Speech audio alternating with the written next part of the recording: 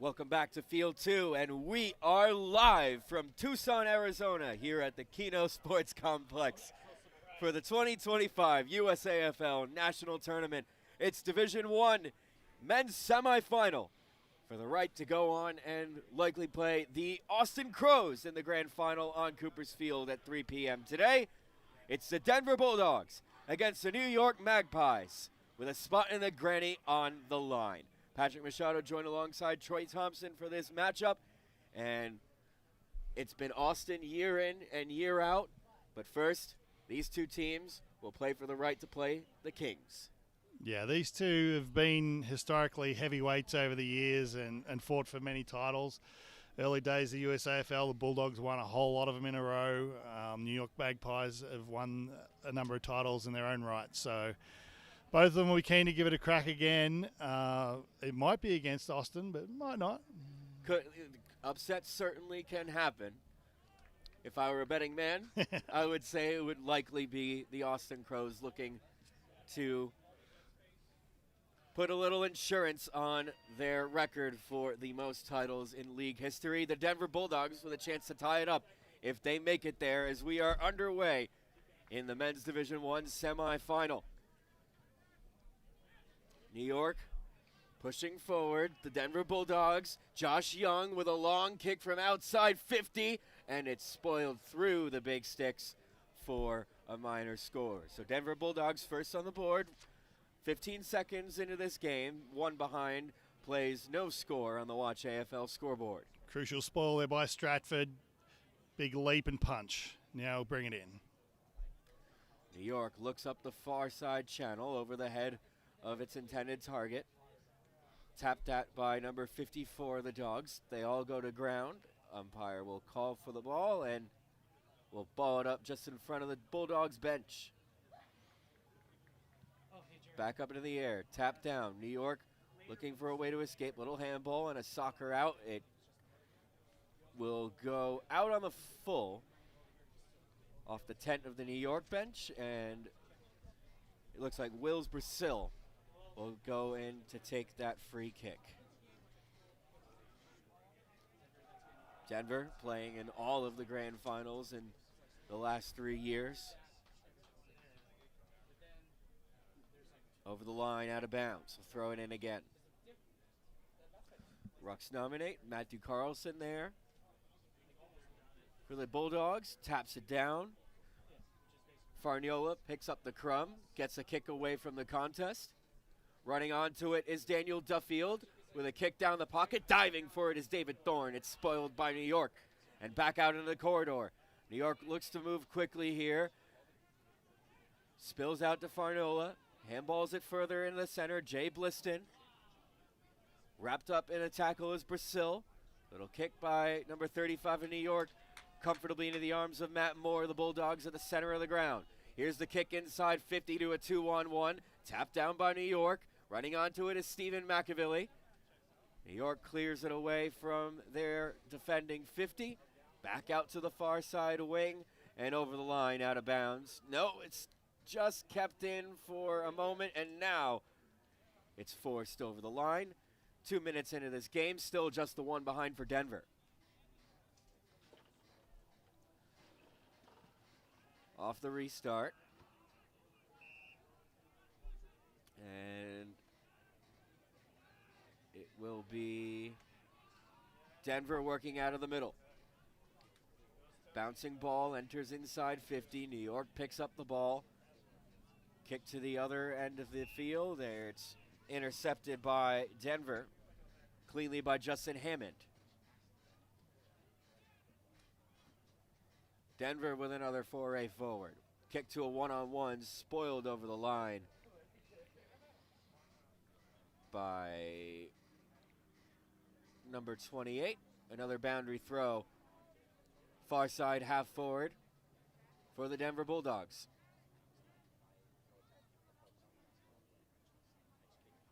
And it's kept in by Denver. Spinning around. Delivers one inside 50. New York first on the ball. Little fumble.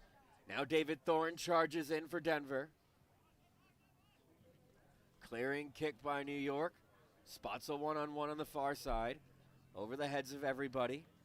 Little handball to number 28 of New York. Now New York with their first journey inside 50, off the hands of the Denver defender. Immediately wrapped up in a tackle, and New York will get a forward 50 stoppage 4 minutes into this contest. Yeah, Denver making the early running in this game, but really disciplined defending from New York so far. They'd be happy to be going forward for the first time. Number 7 with the ball, spinning around, having a shot on goal, and it is out on the full. Just couldn't push it left enough. Free kick, Denver. 1-0 Denver early in this contest, with a chance to go to the Men's Division I Grand Final later today. New York attacks the ball. Denver with a clearing kick, and that one gets the boundary line, just bounces inside. It'll be a throw-in, center half forward for New York.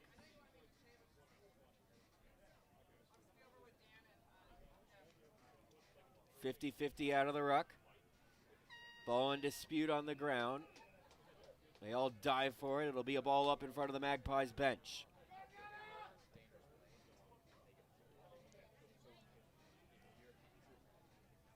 Tap down. Little handball out. Still congested in front of the bench, and umpire will ball it up again. New York with a first possession off of that. Very much an even game here in the early going. I like the defensive hand in there, just stopping the kick there from Denver. Carlson with the tap down. And the third try can't separate these two sides. How about number 4? New York with a tap up into the air. Now Denver will get a center clearance. Here's David Thorne with some speed. Little chip kick to the far side forward pocket, and it's marked. And Denver will go back and have a shot on goal. It's Lachlan Fleet. That really was a massive pack in the middle of the field, and all it meant is it left so much space in front of that pack for Denver to run into. So Lachie Fleet with the first set shot opportunity for Denver. Kick is on the way, and it is just off to the left and through for behind. Denver Bulldogs 2 behinds. New York Magpies yet to score. 7.5 traveled in this opening term. That's on the Watch AFL scoreboard, the official international streaming partner of the AFL. Holding the man called, and New York will get the free.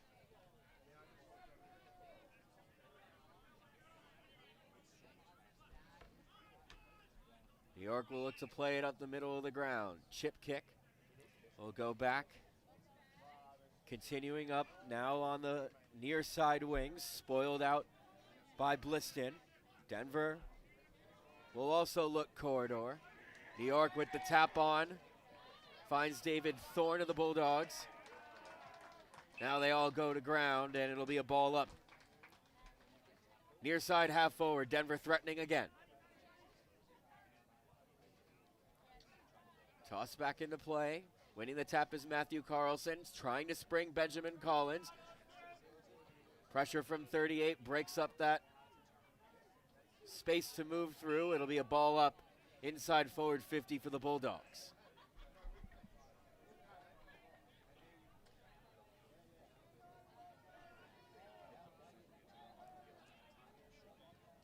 Now New York with a low clearing kick, bouncing ball into the center of the ground.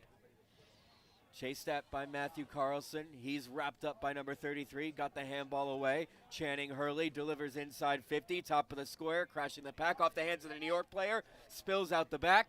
Couldn't be brought in by the Bulldog. It's wrapped up, and New York will pick up the crumb and clear it out to the edge of 50, where it's picked up by Daniel Duffield, captain of this Denver side. Handballs it back. Now delivers it to the near side forward pocket, off the hands of a Magpie player. Number 29 with a bump, brought to ground. Here's Luke Durkin with a chance. David Thorne from the boundary, and it is marked on the line, but it crossed over, says the goal umpire. So that'll be the third point on the board for the Bulldogs. 3 plays nothing, 8.5 played on the Watch AFL scoreboard. Yeah, that was really interesting. Duffield getting that play moving from the middle, but he's actually been quite heavily tagged by number 54 from New York. But in that occasion, he was able to break away from that and get that ball moving. We saw him yesterday. His speed is so important around the backs for Denver. Umpire calling it back. So we'll do this. Kick in once again. Plays on.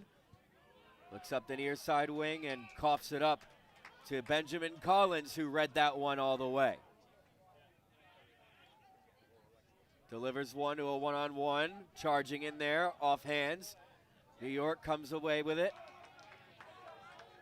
Switching the play over as Denver brings their pressure. Number 7 for New York, little handball out. Gets the handball receive, and now New York is able to clear the line to center. Off the hands of Matthew Carlson as New York look to flip the field. Denver resetting in defense. Handball. And New York loses it. Denver delivers inside 50. Dakota Hunt marks on the edge of 50. Plays on. Hunt has a look at the goals, and this one will be through for a goal. On the run, Denver gets their first. 1-3-9, plays no score. Bulldogs lead the Magpies on the Watch AFL scoreboard halfway through this opening term. Yeah, I feel like the Magpies are happy just to keep the game close, and they have done up until then. Denver finally able to break through that defence. You've seen each time the ball's been down on that Denver forward line, the New York players have flooded back there in numbers, so it's been difficult for them when they've tried to come out. That time the ball came out and a quick rebound back in, left it open for Denver to run in and kick that goal. Back into the middle. Strong tap forward by New York. And it will be a free kick to Denver. Didn't see what it was for. That's going to be 50. But and now a 50-meter penalty. This will take them within range. Did not return the ball directly to the player with the free kick, just dropped it to the ground.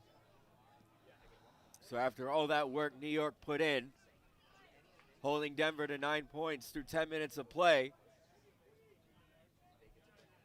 Damian Farnola, one of the other captains on this Denver side, together with Duffield, will get a shot on goal around about 40 meters out directly in front. Maybe about 35. Kick is on the way. It's straight. There is number 2 for the Bulldogs. And the 50-meter penalty costs the Pies. 2-3-15 plays no score. 11.5 through the opening half. Yeah, a semi-final like this, you can't really afford to have those little slip-ups. It may seem like a nothing thing in the moment.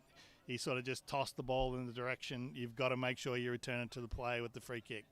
The USAFL is sponsored by Tasmania and is committed to becoming a major partner of the United States Australian Football League for another 5 years. Tasmania is known for its natural beauty, vibrant culture, and world-class produce. It is truly a destination worth discovering. Back into the middle, New York delivers a long ball, friendly bounce into the arms of Duffield. Continuing it down that far wing. Bounces inside 50, a little tumble. Free kick called the way of the Pies. Duffield just breaking free of that tag there. It's one thing tagging Duffield, it's another thing keeping up with him. Little tap down to ground. And I think New York's going to get another free kick. Right in front of their benches. One kick away from 50. What can they would do with this? Delivers one to a one-on-one. Has a man on a lead and mark taken. New York with an opportunity to go for goal. Their first of the game. Little handballs it off. Takes the space, kicks a wobbler across the face and through for a minor score. So New York's on the board, cuts the lead down to 14. 2-3-15, plays one behind. I like that discipline there from New York. They just had the one forward in there. No one else flooded in. They left space and run into and mark. Little dish off was good. Unfortunately, the shot was wide. Denver from the square. Kicks it out to halfback. New York's number 18 on the ball, handballs it to number 7. Here's 54. High kick, spoiled by number 5. Ball brought to ground. They fight for it on the deck. Umpire crosses himself. Will ball it up with 6 minutes to play in this opening half. Watch AFL around the grounds. The Austin Crows lead the Golden Gate Roos 7-0 on the field behind us in the other Division I semifinal. As here's a mark for Denver and another entry inside 50. All the way over the back. David Thorne wraps the man up in a tackle, got the handball away.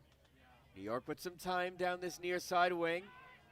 Shakes the defender, has a bounce, delivers one near side, and over the line, out of bounds, just ahead of Lowry.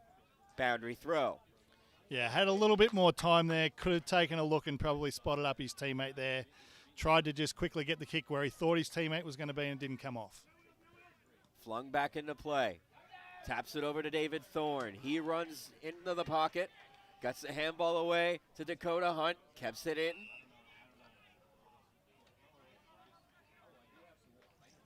And New York marks in defense. And looks to go corridor side. Long kick to a one-on-one. Tapped down by Denver. Picked up by New York.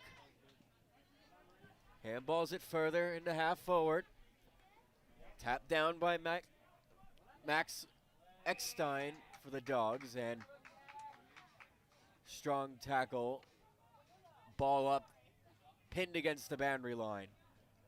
Near side half forward for the Pies. Some space to work through for Denver. Flipping the field off the hands of Lockie Fleet. Over the line, out of bounds. 15 plays one, 14-point lead to Denver. Coming up on 4 minutes to play in this opening half with a spot in the grand final on the line. Brasil with a double-handed tap into the center of the ground. Ball in dispute. McAvilly reverses it for Luke Durkin. Bulldogs in control. Switching the field to the near side wing. Picks it up on the one hop. Tackled without the ball. Umpire calls play on. Number 8 for the Pies goes back the other way. And here's a mark for number 33 just on the edge of 50. Kicks it to a one-on-one. And number 11 marks it for New York. The most dangerous chance of the game for the Pies coming up. Deep inside 50, scoring chance coming up for New York. Very lucky there, New York. I think that should have been a holding, a man call on the wing here.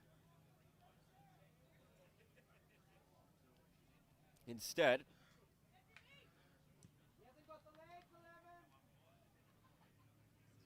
it'll be a scoring opportunity for Jelinek.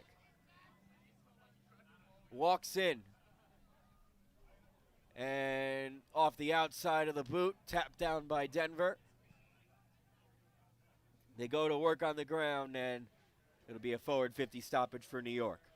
Yeah, really needed to take the mark there. That man down there for New York on the line. They're going to be in this game. They've got to be kicking goals. Closing stages of this first half.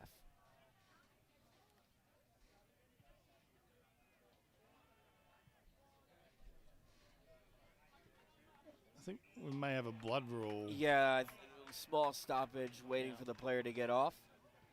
Now the restart. Picked up by Daniel Duffield.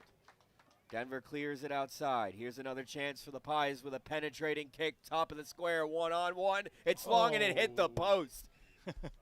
So close to being a goal. Hits the PVC. And New York has their second point on the goal. 2-3-15 plays 2 behinds. 2 minutes to go in the half. Player on the line there just trying to shepherd that through, but as it turned out, he should have been going the mark. Denver from their defensive 50.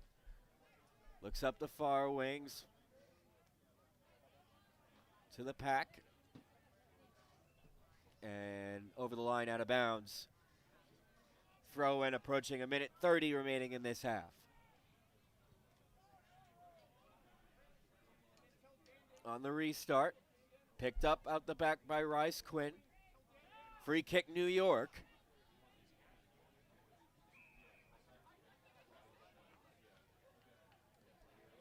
And here's a line drive kick into the forward pocket. Takes a couple bounces. Quinn there to guide it out of bounds for another throw in. Final minute in this half. Yeah, you got it.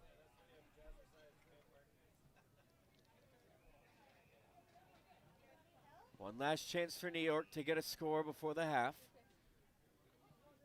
Yeah, free kick out of this contest would be very nice for New York and have a shot perhaps after the siren even. 45 seconds approximately to go. New York had it for a moment. No space to do much.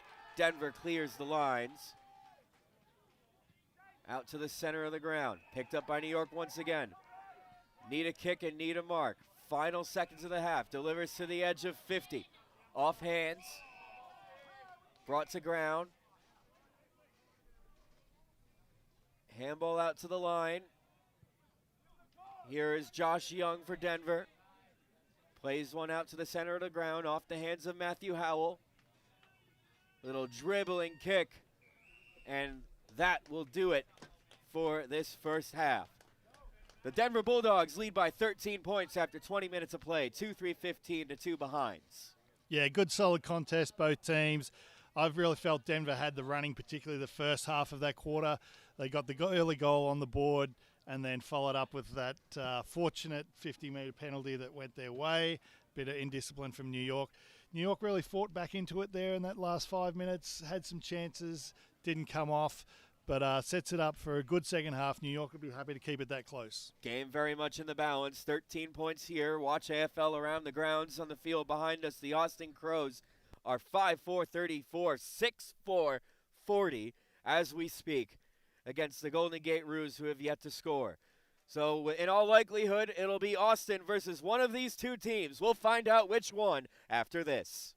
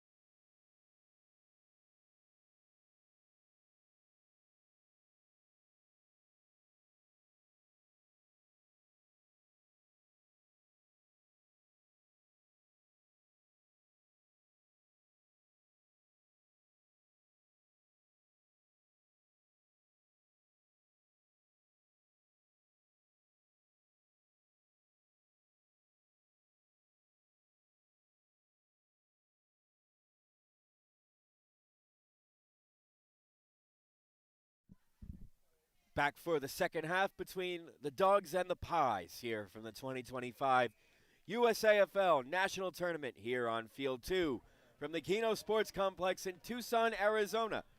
It's the Dogs that lead the Pies 15-2 at the break. Secondary stoppage in the middle. Denver going from right to left in this half. New York going from left to right, and they deliver one inside 50, charging after it. Trying to corral it is number 33. Little palm on to buy some time. Justin Hammond is in there for the Dogs. He's taking the ground and is going to get the free kick. Tackled without the ball. And Denver will move forward. One of these teams will play the Austin Crows on the Coopers Field at 3 o'clock today.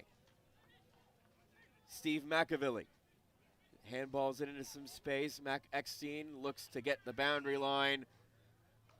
And New York is appealing for deliberate out of bounds, and they're going to get this one.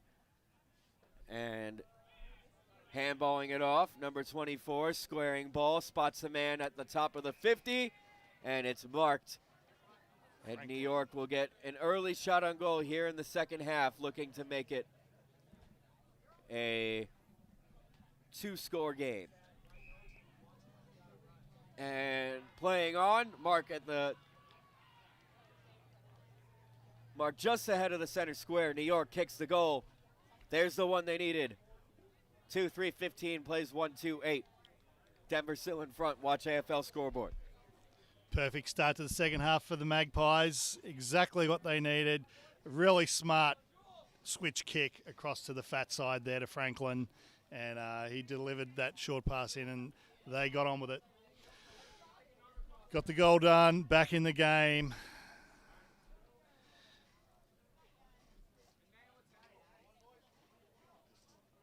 Down to a 7-point margin.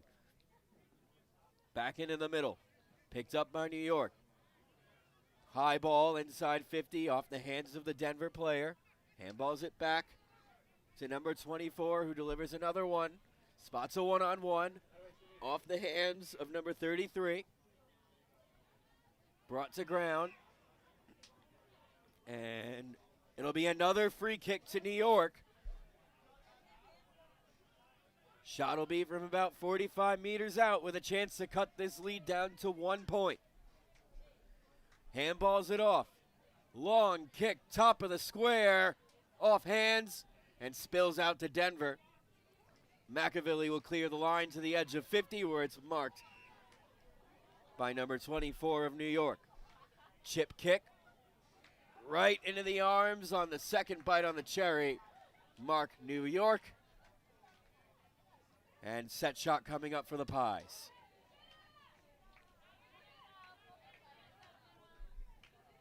Number 73 to take it. Delivers one top of the square off hands. Picks up the crumb. Snaps at goal. Across the face and through for a minor score. So now 1 goal to diff. 2-3-15 plays 1-3-9. Dogs ahead by 6, 3.5 into the second term. Yeah, just missing that snap off to the right, but New York have to take their opportunities. So good to see them taking on and attacking the goal.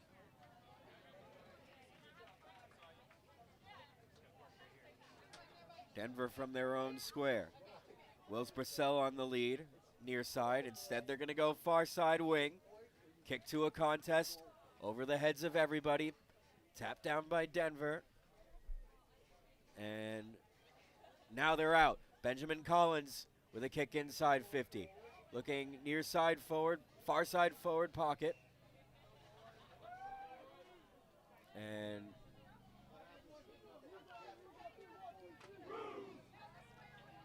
it's going to be out of bounds and a throw-in. Tapped down by Franklin. New York coming away with the clearance, and it'll be out on the full. Free kick Denver.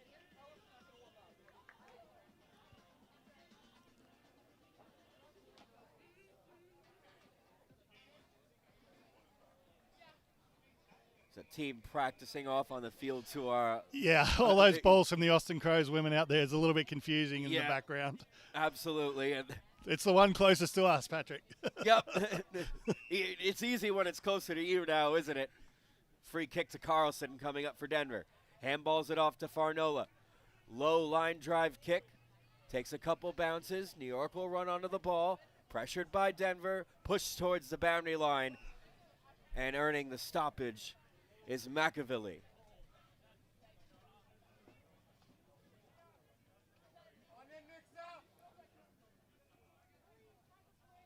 Boundary throw. Near side half forward for the Dogs. Tap down to Josh Young. Young wrapped up in the tackle. Umpire calls play on. Brought in by Farnola. Delivers one to the top of the arc. Off the hands of Cleary for the Pies. Matthew Carlson with the ball, and New York's going to get a free.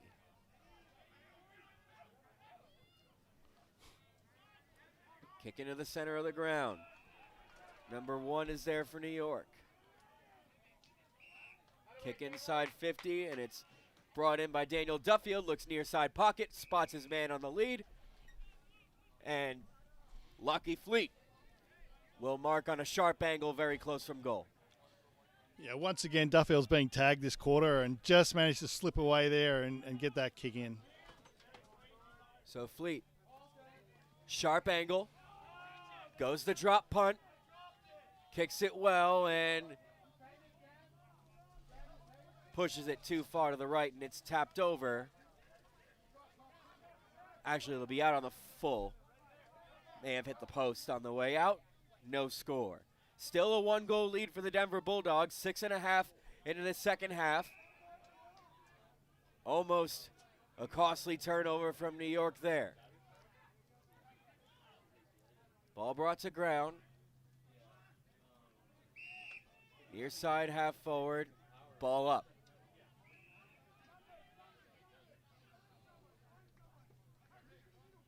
Denver threatening here. Tapped down by Carlson. On the ball now is number 26 for New York. Kick down the line, side winding kick, just lands inside and does a very good job of flipping the field out of bounds. 1-goal game here. And New York just looking to level that up. Brought back into play. Taken on the full out of the ruck. Channing Hurley. Ran over the ball. New York with a delivery inside 50. Holding the man free is going to be paid against the Pies. And Wills Brissell will give it to Channing Hurley, who handballs it off. Looking to switch the play over to Farnola, who delivers one to the edge of 50. Couldn't take the mark was David Thorne. New York picks up the crumb and looks to go down the line. Mark taken as his teammates push forward. Chopping one off to number 1 in the center of the ground. Looking corridor. Long kick inside 50. Did he take the mark? He did. Nice contested mark from the Pies. That's Lowry. That's Lowry with a chance to draw these scores level. 45 to 40 meter kick.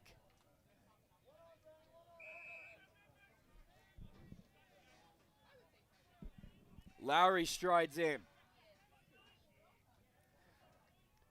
Kick is on the way, and it is dead center perfect. Scores are level in the Division I men's semifinal. Great work there from Lowry. Just protected the space in front and made sure he could take that mark on his chest under a lot of pressure, but held firm. And it was a great finish with a nice drop punt kick for goal. 2-3, 15 apiece. Scores are tied with 11 minutes to play here in this second half on the Watch AFL scoreboard, the official international streaming partner of the AFL.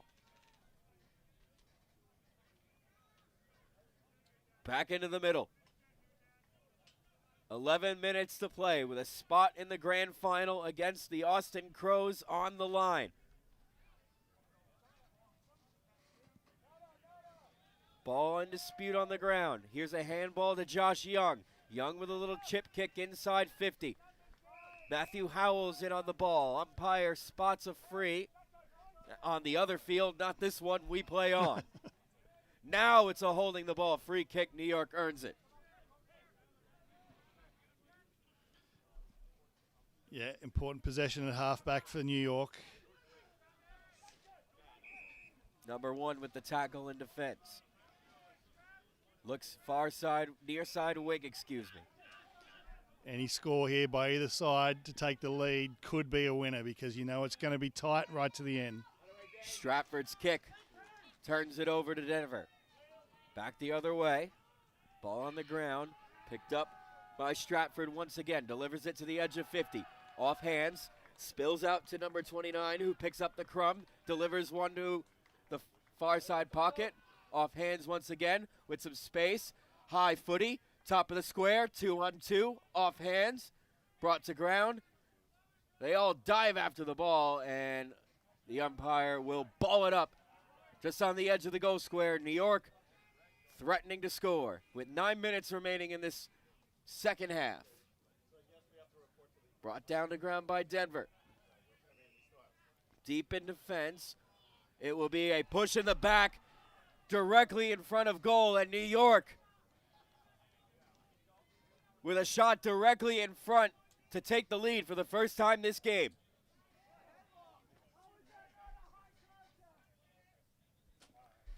Number 73 directly in front, off the outside of the boot, but still kicks the goal.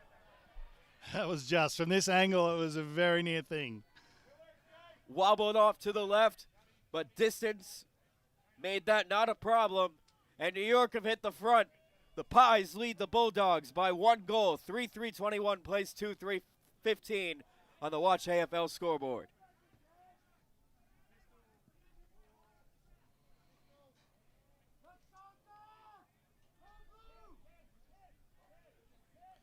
Pressure on the Bulldogs now. They've got to score. Not just score, they need 2 scores.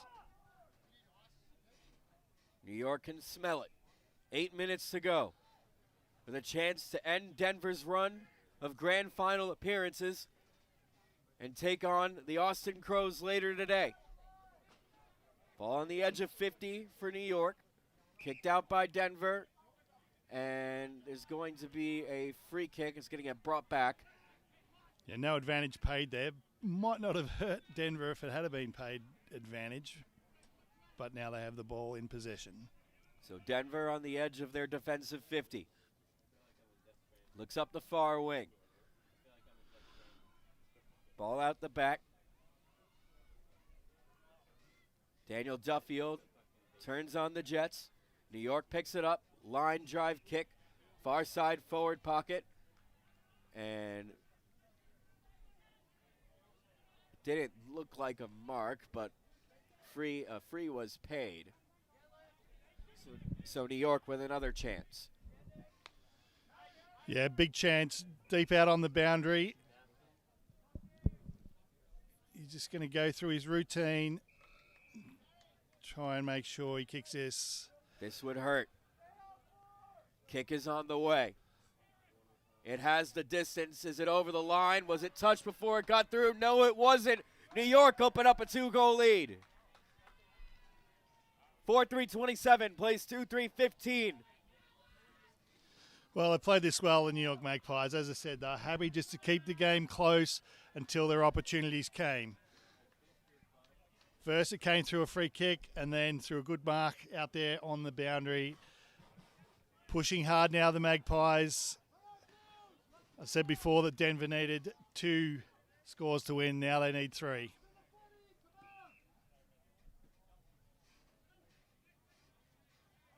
And that's a free kick for an extra player inside the square against New York. So Denver taking it forward with the initiative. Potentially very costly, but New York is able to get it on the forward end of the field, being chased down by Lowry. Lowry picks it up, delivers one inside 50 to a contest. Off hands, crumbed by New York. Has a quick shot on goal, and this one sidewinds to the left and tapped through for a minor score. Nice work across half back there from Magic Mike Murphy. Just getting that ball down the wing, getting the ball moving for the Magpies, and now it's in their 50. But that behind is critical because now it's another score that Denver's going to need with 5 minutes remaining in this second half. New York on the precipice of a grand final appearance. Kicked out to the center of the ground. McAvilly takes the mark. Goes up the corridor, spots a one-on-one. Off the hands of a Magpie. Crumbed by Dakota Hunt. Handball off to Howell, who delivers to a one-on-one. Good spoil there by New York, appealing for a free kick, none coming. Brought to ground, wrapped up in a tackle. Forward 50 stoppage for the Bulldogs. 4.5 to play in this game. Denver need a score. Tap down. Out of the reach of Dakota Hunt. Repeat stoppages favor the Pies in this running clock format. Needing a clearance are the Dogs. You'll see in there that heavy tag that has been on Duffield all game. Right. Yesterday he was able to break the game open. Today he's very closely tagged. Tapped out to the near side pocket. Dakota Hunt comes away with the ball. Gets a kick away. Bouncing ball. Picked up by New York. Little kick looking for the boundary. It'll go out of bounds and a throw in. 3.5 to play.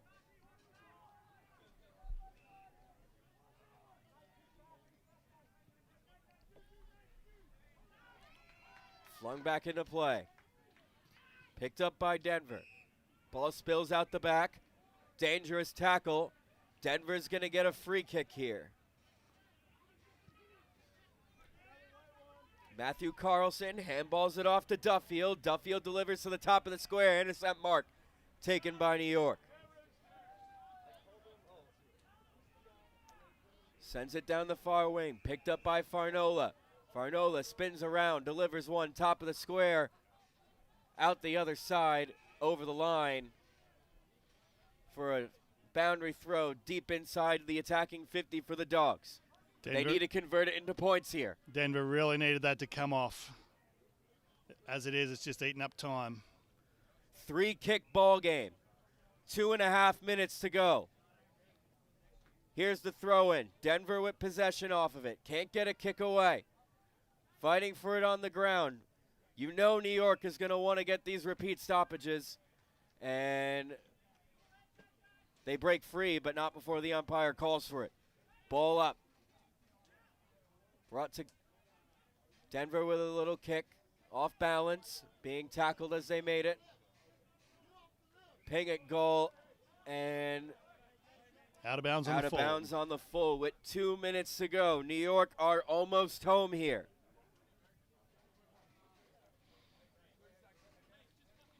Denver's been in the grand final for the last few years against the Austin Crows. They'll be happy just to kick this to a tall target, have it come off hands and go over the boundary for a throw-in. New York just looking to bleed out the clock to end that run for the Bulldogs. Ball up will do. Tick, tick, tick.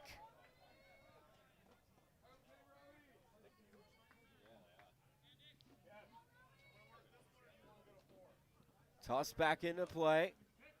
Kept it at the line, but oh, that's a big falcon. Smothered.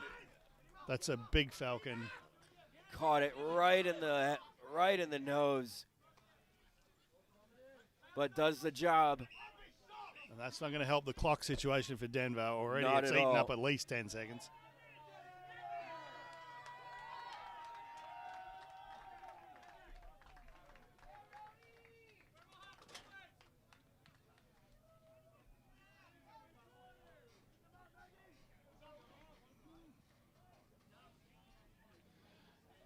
Denver players rightly concerned that this is eating up their clock time of what's left. Didn't see if they called time off. So we will wait to hear for a siren, but it's a 3-kick ball game. So New York are pretty much home here. Ball in dispute.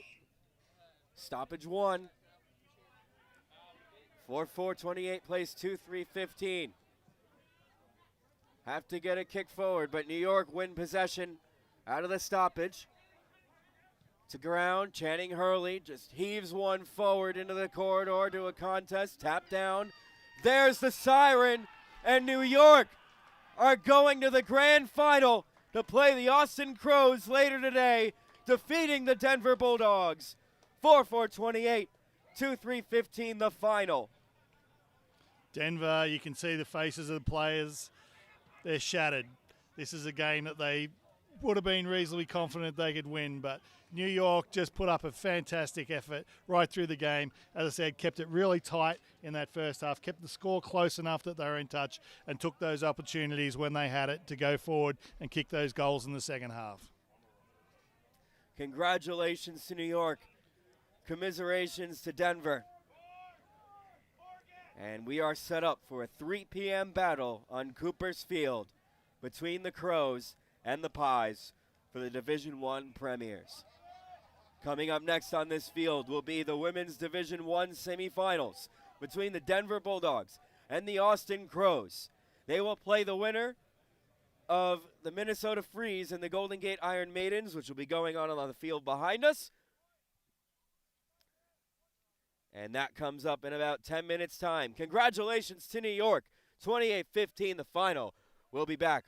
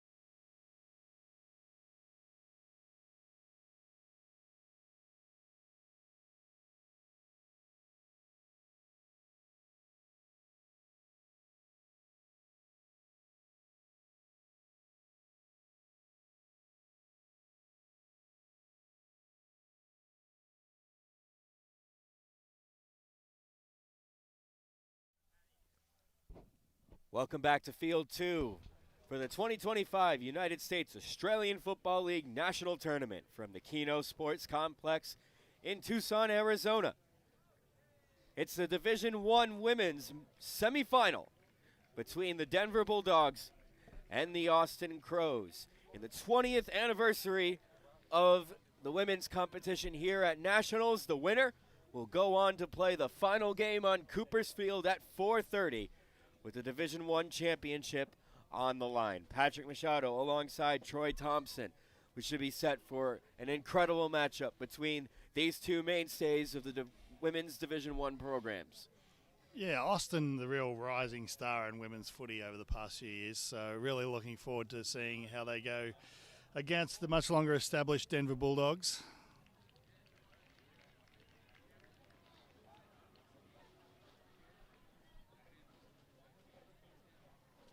Of course, the Austin team is a conglomeration of Austin, Houston, Wasatch in Utah, St. Louis, and Boston.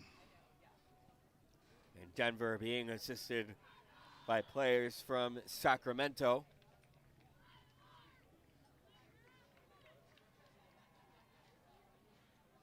As we get set to go here. Some great matches. Obviously, we saw Austin win that buzzer beater, if you like, at the end there yesterday, befitting of this 20th anniversary of women's footy at the US Nationals. The USAFL is sponsored by Tasmania.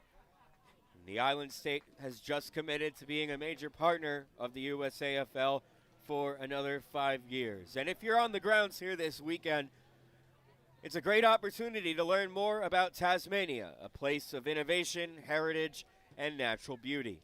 Emily Minson, Tasmania's trade ambassador to the United States, is here today wearing her Tasmanian t-shirt. Go and say g'day.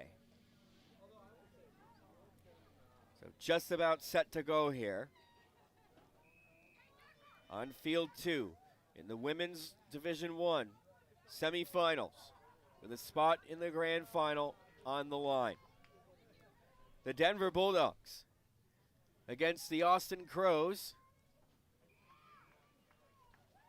Everyone's waiting in the middle to get going.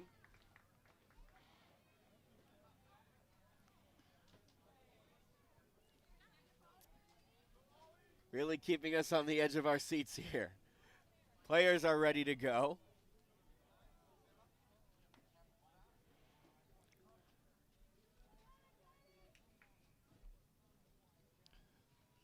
Umpire just checking around to see who's in place. Scoreboard being reset. I think that's what we were waiting on. Goal umpires in place. Boundary umpires in place. We're in place. You're in place watching wherever you are.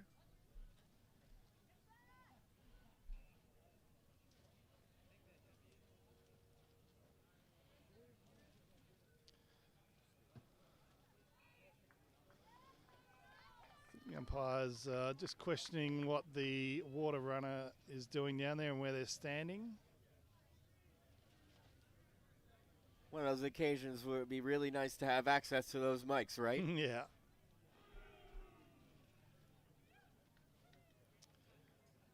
Let's just maybe checking that ball, and I think we're good to go. Here we go. Bulldogs, Crows in the middle. Ball tossed to the heavens, and away we go. Denver with the first clearance away from the middle. McKenna Rattan was in there. Free kick goes the way of Austin. Kick up the middle. Bouncing ball past Demetria Wilson, who picks it up off the deck. Gets a small little kick out to Rochelle Fuller. And kicking in danger, free kick awarded to the Bulldogs. Looks up the near side wing. Brought to ground by Heather Serpico. Leah Liberatore is in there for the Bulldogs. Ball brought to ground. Handball out of the pack. With it now is Lindsay Terse. And high contact, Denver free. Liberatore, a very famous name for the Bulldogs in the AFL in Australia. Matson Spinorama lost the ball as she tried to kick it, and the tackle of Heather Serpico holding the ball. Austin free. Play on the call. Overlooks her options, smothered by the Denver player. Got too close to Liberatore. She wraps Heitkamp up in the tackle. Worrell gets the handball away. Liberatore goes to ground, palms it closer to the line. To the deck they all go, and the captain of this Denver side wraps the player up in the tackle, ball up. Off the stoppage. Alexis Greider battling on the line. Ball up, pinned up against the boundary line, commentary side. Ball spills out to the Bulldogs. Greider with the kick forward. Bouncing ball, rolling towards the boundary line. Kept in by Denver with a handball from Murphy. Liberatore wrapped up in the tackle. Umpire crosses himself. Ball up, 2 minutes 15 into this opening term. Tap to the line. This one will find the boundary. Out of bounds, throw in.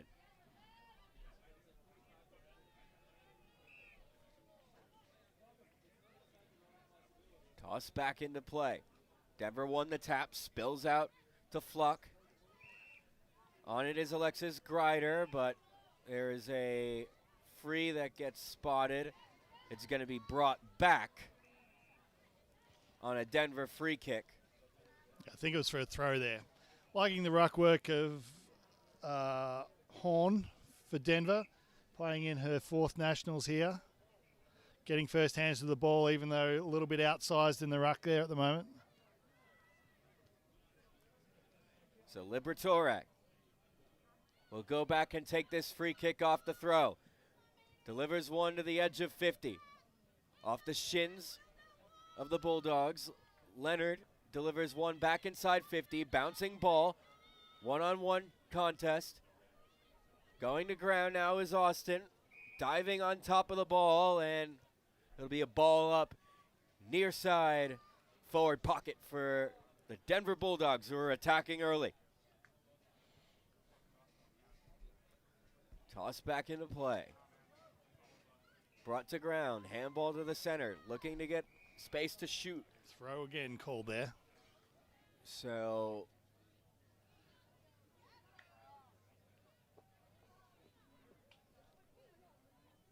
throw to call, and this time it will be Austin, the beneficiary of the free. Plays on from the mark. Kicks one in the center of the ground. Bouncing ball. Demetria Wilson is in there for the Crows. Greider puts on the pressure. Here's Fluck with the kick to the edge of 50. Over the head of the pack. Emma Bangs for Denver. Runs onto the ball. Gives it a roost to the top of the square, and it bounces in front of the goals and through for a behind. So Denver hit the board first. One behind. Austin yet to score. 4.5 played in this opening half. That's on the Watch AFL scoreboard, the official international streaming partner of the AFL. Just like that run there, out onto a right foot. Nice fluid kick for goal, just offline. Kicked out to halfback. Bouncing ball at the boundary line. Picked up by Demetria Wilson. Little kick into some space. Springs a player. Now Austin with a side-winding kick. Tapped to ground by Samantha Worrell. Battling with Jessica Swart. Swart has the ball locked in with her. They battle for it, trying to rip it out of her hands. Umpire will ball it up. Toss back into play. Liberatore at first hands on the ball. With Sami Flock is in there. One of the captains, the captain for this Denver side. Spills out to Austin off the stoppage. Calling for the handball, receive is Cordner. On further for Samantha Worrell. Picking it up as Allison Leonard, who plays it into the corridor. Good mark there. Contested in the center of the ground. Denver drops the ball. Now gets a kick away. Grider battles for it. On forward to Tapioletti, who kicks it for a contest as Denver now with the ball inside 50. Austin's going to get a free kick.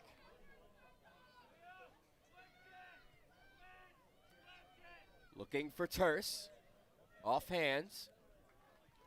Ball still in the attacking 50 for Denver. Picked up by Tapioletti. Tried to get a shot on goal. Eventually able to get one, and Denver thought they had their first major on the board, but it's touched on the way through for a minor score. 2 behinds, plays no score. Austin, Denver in front on the Watch AFL scoreboard. 13 minutes to play in this opening half. Yeah, very unfortunate that touch. She knew exactly where the ball had to go and got it done, but just that little touch makes all the difference. Off the kick in, Grider with a long kick. Tap to ground. And there'll be a stoppage in front of the Austin goals. So Denver controlling the action here early. Off the stoppage. Murphy tackles the Austin player to the ground, and they'll ball it up again. Toss into the air. Tap down. Austin with first hands on the ball. Little handball out to Tapioletti. Still they fight for it on the ground. Gets the handball out. Serpico is there for Austin. Denver doing a good job keeping it in. Running onto it is Alexis Grider. Austin able to clear the lines. Good tackle there by Mazzaros to earn the stoppage, and Denver will get the free kick. So Austin are pinned deep inside their 50. Here comes the kick to the far side forward pocket. Picked up by Cuoca. Handballed out to Emma Bangs. Austin forces them back out to the edge of the arc. Tackled without the ball. We play on. Grider. Line drive kick. Nice mark by Carly Murphy. And she'll go back to take the shot. Yeah, real bullet pass. No chance to defend that. Able to just take the mark on her chest. So Murphy with a kick. Angle out to the right. No breeze at all to speak of. Calm day here. Line drive kick hits the post. Puts a third point on the board for the Bulldogs. 3 plays, nothing. Approaching the halfway point of this first half on the Watch AFL scoreboard. Spot in the Women's Division I Grand Final for whoever comes out of this game on top. Kick out to halfback. Kinsey out there with the mark. So Kinsey will go back. Evaluates her options and kicks it further down that wing. Good mark in congestion. Taken there by by Katie Heitkamp, who's looking for Lindsay Terse. Further down the wing. Rolls over the line, out of bounds, throw in.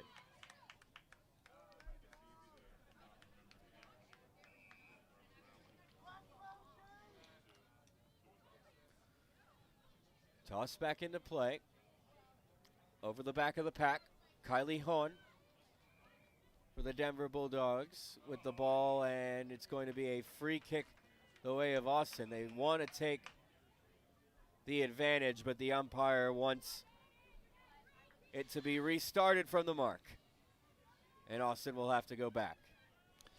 Yeah, when you want to take the advantage, you got to be kind of convincing that you haven't slowed up and stopped, and the umpire was not convinced there. So did the right thing, brought it back. Have to agree with the men in green there.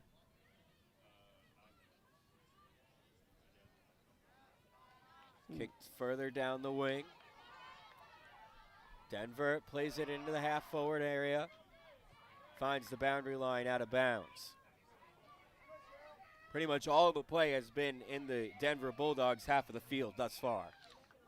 Only the 3 behinds on the board, though, so Austin would be happy with that. Toss back into play. Matty Cordner with the tap. And we'll do it once again. It's out of bounds. Cordner nominates. Rucks cancel each other out. Spills out to Monaghan. Handball over the back of her head was Murphy of the Dogs. And Austin are able to get it out. Off the hands of Jessica Swart. Put right back into the blender, and a nice mark taken by Denver inside their 50. It'll be Jenna Typoletti with another chance to put the first major on the board for the Denver Bulldogs. Yeah, that last one out of congestion was touched. See if she can get this one through. High football. Passes over the behind post on the wrong side of it, out on the full. No score. 12.5 played in this opening half. Bulldogs lead by 3.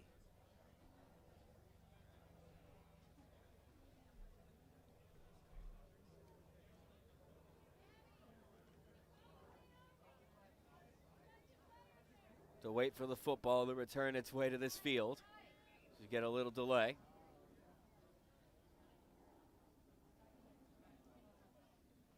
Yeah, there's a big fence there behind the field. You can't just easily jump over it and get the ball, unfortunately.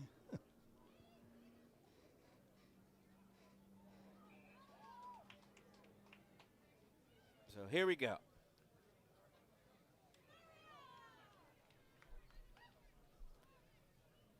From the line, kicked out to the edge of 50. Soccered off the ground into the center of the ground. Alexis Greider is there with a handball. Denver first forced further back. Kick to the top of 50 off hands. Spills out to Ty Paletti. Austin is there on the ball. Handball by Matty Cordner. Long kick to the top of the square. Takes a bounce. And it will be touched through for a minor score. So Denver Bulldogs now with 4 points on the board. Approaching 6 minutes to play in this opening half on the Watch AFL scoreboard. Goal umpire Sid Caesar right on the spot down there. And it's going to be booted out on the full on the kick in. As Ty Paletti will hand it off to Musami Fluck. And she'll take the shot on goal. Delivers one to the back post where it's marked an intercept by Austin. Crows look for Serpico at the edge of 50. It's spoiled by a Denver Bulldogs player in front. Over on the near side wing, and it is rolled out of bounds. Boundary throw coming up in the near side half forward area for the Denver Bulldogs.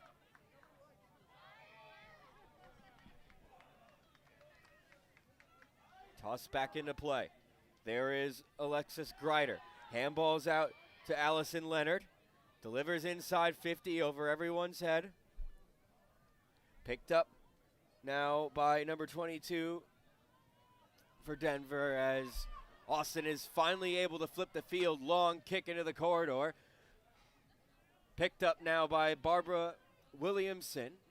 Denver back on the ball and played it back into the other end. Off hands. Now Austin potentially with a chance to go forward. As they fight for it on the ground, far side. Umpire will call for the ball up. Yeah, they couldn't get a clear ball that time. Better to see them locking it up than having that easy rebound that Denver got last time. Tapped down by Denver. Greider is there. Kicks it into the far side half forward area. Pinballing around. Austin with possession. Kicking for territory, and it bounced inside. It'll be a boundary throw. Dead center, middle of the ground.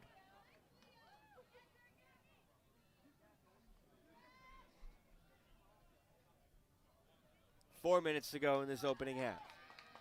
Denver Bulldogs 4 behind. Austin Crows yet to score. Forward goes Denver again. Yeah, nice ruck work again there by Horn. Beating the taller player in Cordner in the ruck. Boundary throw coming up. Denver's forward end of the field. Tapped inside 50. Picked up by Fiona Matson. Handballs it out to Leonard. And a free kick will come up for Austin.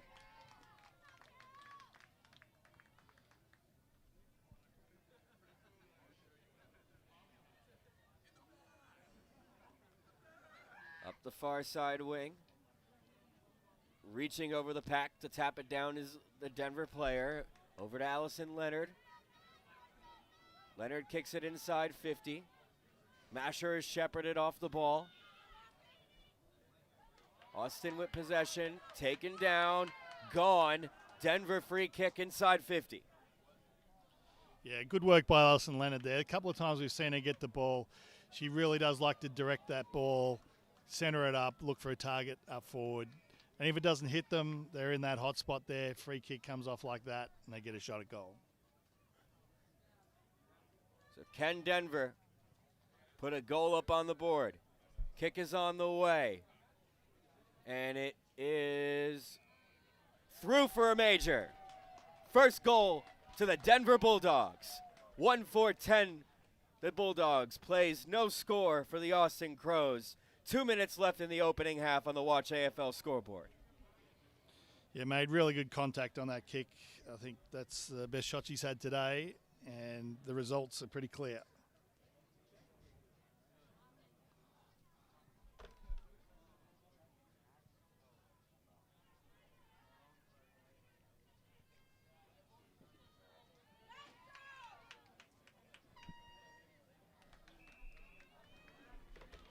Back into the middle. Greider reaching out for it. Kylie Hahn was there for the Dogs, but it's going to be called back for a free kick on the infringement against Heitkamp, who boots it up further in the middle of the ground. Off the one hop, and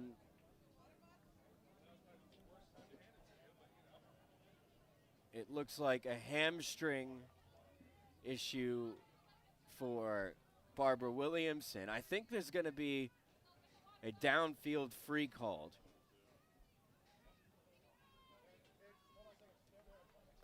But Williamson was limping as she ran towards the ball. Back underway. Good mark in defensive 50 by Denver. Less than a minute to play here in the opening half. And a free kick's going to come up to Denver as Marissa Poorboy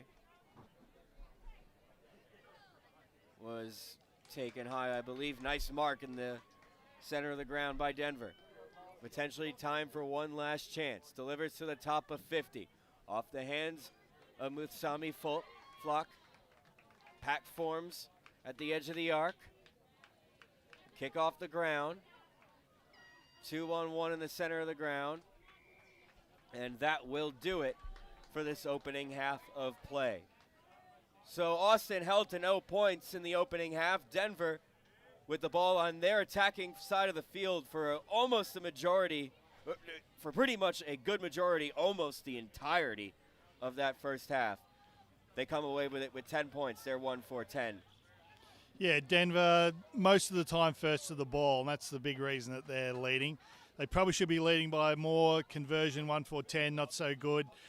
Just leaves the door open for Austin, who we saw yesterday can score quickly if they need to. So makes for a good second half. Austin came from behind yesterday. Can they do it again as we go inside the break?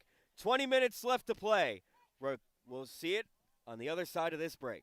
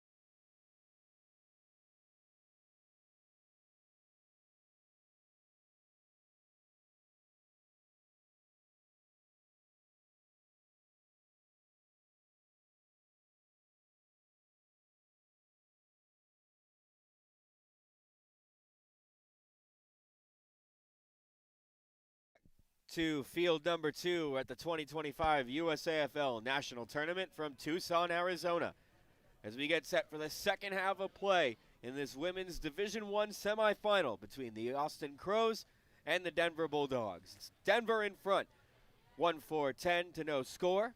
On the other semifinal on the field directly behind us, it's the Minnesota Freeze that lead the Golden Gate Iron Maidens 2 goals straight to no score. That's Around the Grounds, brought to you by Watch AFL, the official international streaming partner of the AFL.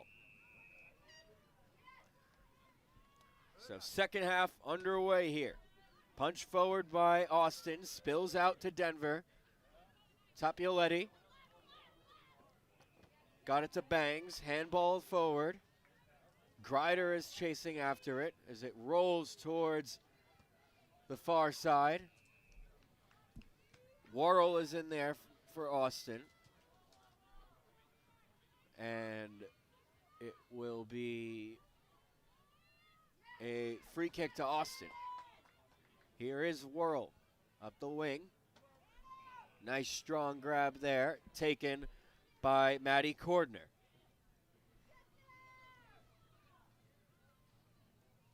Cordner with a line drive kick. Touched at by Denver. Austin with some speed, long kick.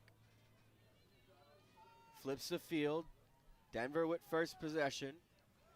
Fiona Matson handballs it to the center. Now Denver potentially with a chance to get out here. Good strong mark by Carly Murphy. One more kick to get inside 50. Delivers one. Nice mark in defense by Katie Heitkamp.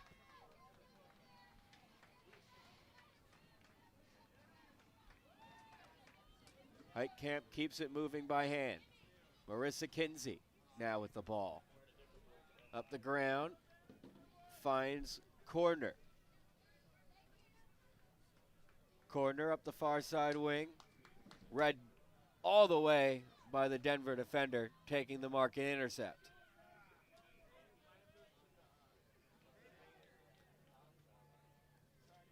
She directs traffic. Kicks it to a one-on-one, punched at by Cordner. Brought to ground.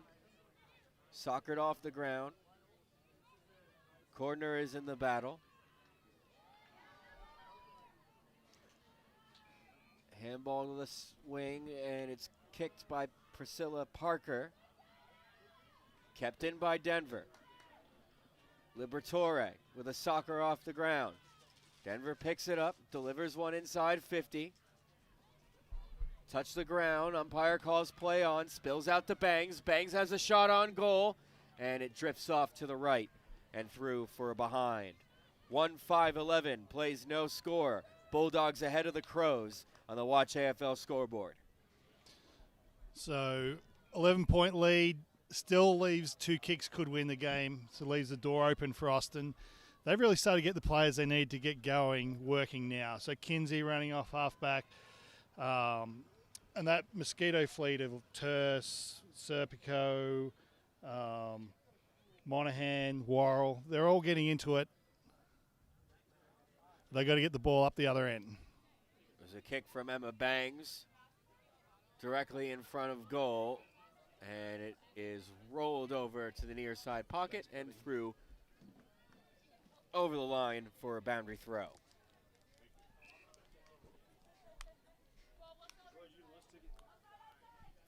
Flung back into play. Tapped down by Carly Murphy. Umpire will ball it up right outside the goal square. Taken out of the ruck. Carly Murphy tried to snap one on goal. Kick was blocked on its way through, and it's through for another behind. So a 2-goal lead now. The Denver Bulldogs open it up to 1-6-12, plays no score.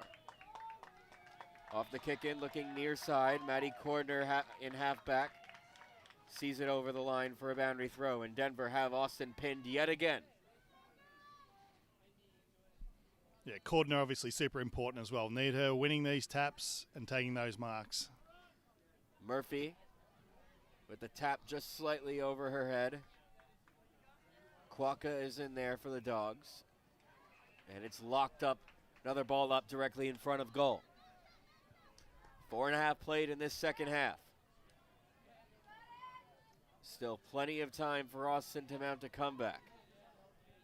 But it's Denver with all the offense in this game, and now it's a 3-kick ball game. 1-7-13, plays no score.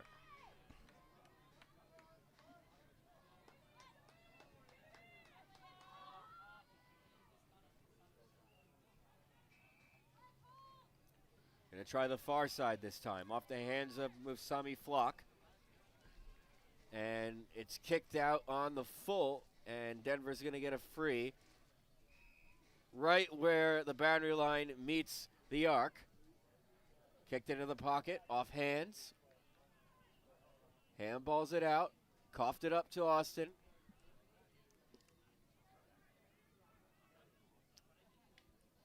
Rochelle Fuller is there. As they all go to ground, Emma bangs. Her kick was smothered. Still in the forward 50 for the Dogs. Now with some space to work in. Delivers one to the top of the square, diving for the mark. And taking the grab is Caitlin Masher. Yeah, great work from Liberatore there. Saw the big forward.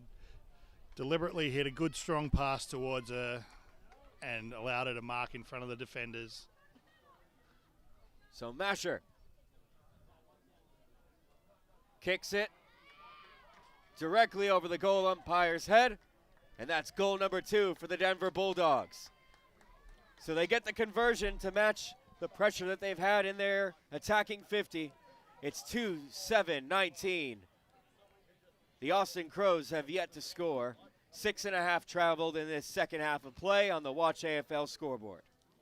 Yeah, and it's not just the work they're doing up forward, Denver. They're doing everything they can at every opportunity to keep the ball in their half. Every time it's come out, looked like Austin might get a run, they rebound it back into the forward 50.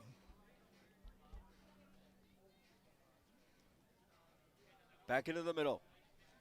Just over 13 minutes to play. Kylie Hahn with the tap forward. Picked up by Marissa Kinsey, who turns on the Jets and delivers a kick to the edge of the arc. Maybe affected by the tackle. Musami Flock for Denver, delivers down the wing. Off the boot of number 22, Shea Solis. Ball in dispute. Austin has it. Jessica Swart. Pinned up against the line. Little handball further.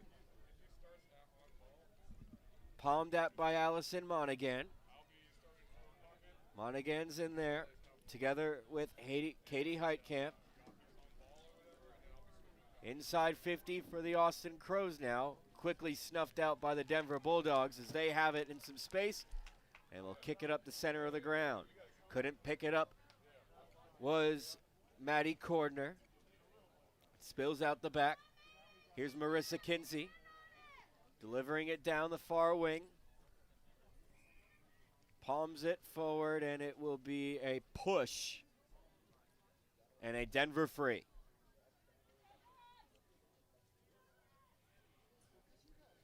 Eight minutes played in this second half. 2-7-19 the Bulldogs. The Austin Crows have yet to score. A spot in the grand finals on the line. Another chance for Denver inside 50. Delivers one over the heads of the full forwards and hits the posts off the deflections. And that'll be another behind for Denver. 2-8-20. The Denver Bulldogs. Austin Crows yet to score.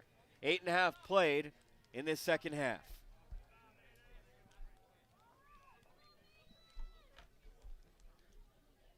And the Minnesota Freeze are still ahead on the field behind us. So if the scores hold, it will be the Denver Bulldogs against the Minnesota Freeze on the final match on Cooper's Field for the Division I title on the line. But still 11 minutes to play, and Austin with 4 kicks to go to even up the score and make that 5. Another major for the Bulldogs. 3:8:26 plays no score. Bulldogs in front. And Denver well on their way to another grand final. Well, now you got to start thinking about player management if you're Denver. It's a hot day. They got the big final to come.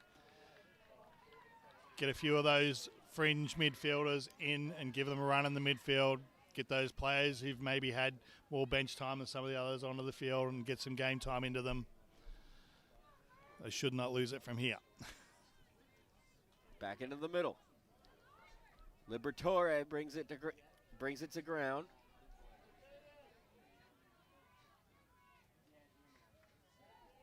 Ball in dispute as they shepherd each other around it. To the ground they go. Poor boy with the tackle. Umpire crosses himself. Ball up.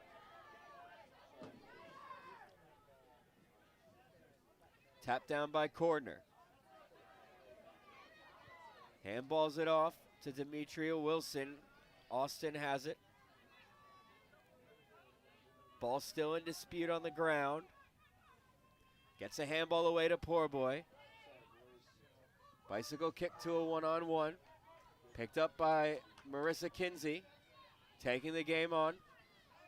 Looks up near side. Just over the head of Demetria Wilson and out of bounds for a throw-in. Well, we're probably not going to see Kinsey in the grand final, but I've really enjoyed watching her play yesterday and today.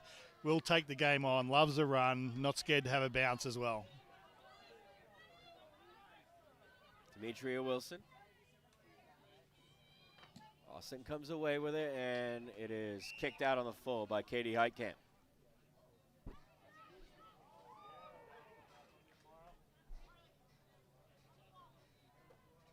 Approaching 8 minutes to go in the half.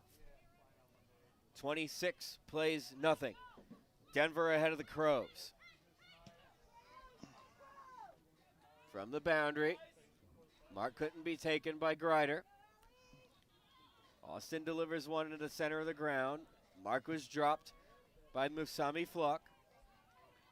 Denver comes away from congestion. Delivers it into the center. Corner had it go off her hands, and it's kicked back the other way by Heitkamp. Bouncing ball inside 50. Denver first to the loose ball. Sold some candy. Nice job. Back up the middle. Lindsey Terse spoils it down. Holland dives after it. Allison Monaghan's in there for the Crows. And Denver will flip the field back the other way. Charging in there is Ty Paletti. And high contact will be called, and Austin gets the free. Ty Paletti with high contact there.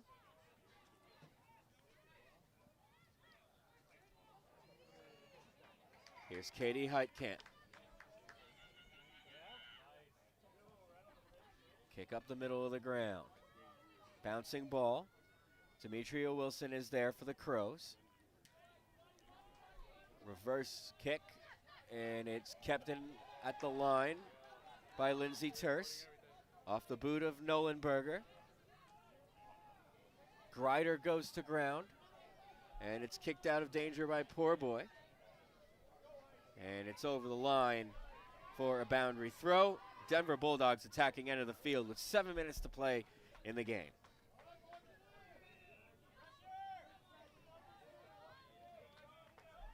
On with the tap. Terse with the handball. Turned over to Hahn. Fiona Matson with Leonard. Marissa Kinsey with a long kick to the edge of 50. Spills out to Demetria Wilson. Lost the ball. Clearing kick from Denver. Gang tackle there, and umpire will call the ball up. Near side half forward for the Austin Crows with 6 minutes to play in the half. For Watch AFL around the grounds, over on Cooper's Field, it's the Minnesota Freeze 2-1-13 leading the Golden Gate Iron Maidens 1 goal straight. So late in that second half. Close game on the other field for the right to play at this point for what we can comfortably say will be the Denver Bulldogs in the Division I Grand Final to cap off this great weekend here at Tucson at the Keno Sports Complex. Beautiful weather for some football. Kinsey with a long kick inside 50. Off the hands of Haley Rattan. Ball now in dispute. Tackle by Fiona Matson. Still it's loose. And umpire will spot a free kick, and it will be Austin's first real chance inside 50 off a set opportunity.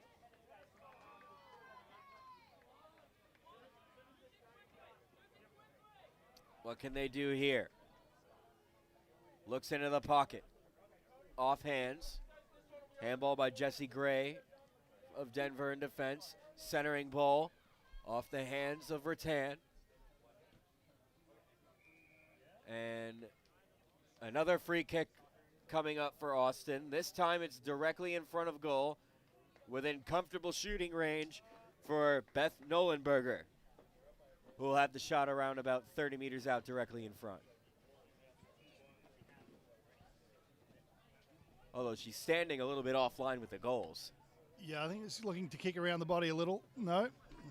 Goes the drop punt, and it drifts off to the left and through for a minor score. 3-8-26 plays one behind. The Denver Bulldogs are 25-point leaders over the Austin Crows with 4 minutes to play in the second half on the Watch AFL scoreboard.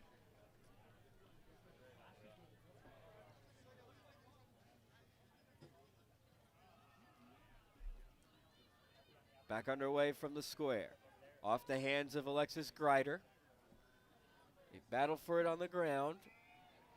And we play on here as Denver now with some space to run through as Liberatore lays a handball off. And a free kick will be awarded to Austin for holding the player.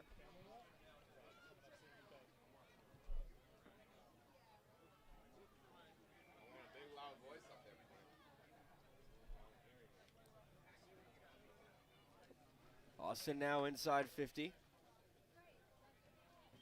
3 minutes to go in the half.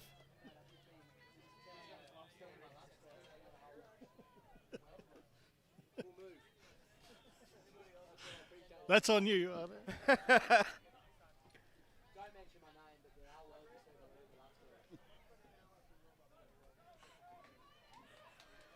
3 minutes to go in this Gotta one. love the effects, Mike. Absolutely. No matter what sport it is, someone manages to find the effects mic. Here's Typoletti with a free kick for Denver. Marks on the edge of 50. Delivers one to the top of the square. Over the head of the pack. Bouncing towards the behind post, and it is loose. Spills out, and that should be another goal for the Denver Bulldogs, who make it 4-8-32, 31-point leaders over the Austin Crows, one behind. 2 minutes to play in the half. Smart work by Murphy. Good game awareness there. Just realising the opportunity, picking up and running around and kicking an easy goal. Everybody stopped, but Murphy didn't. And takes the opportunity for Denver's fourth. The Denver Bulldogs will play in the Women's Division I Grand Final on this, the 20th anniversary of the women's competition here at USAFL Nationals.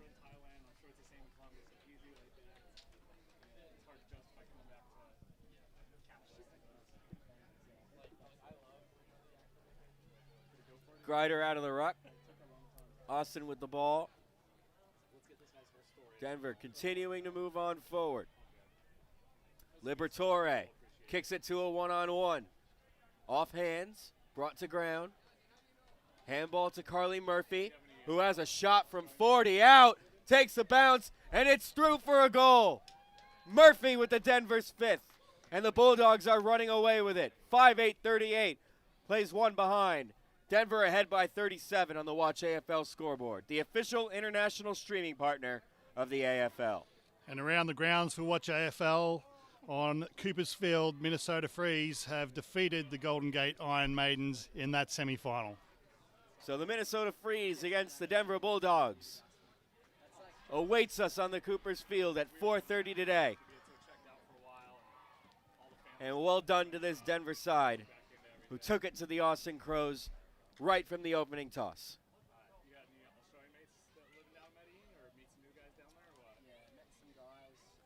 Height Camp with a kick down the wing. Fiona Matson. Liberatore gives chase. And it will roll over the boundary line for a throw-in. And that should take us right to the siren.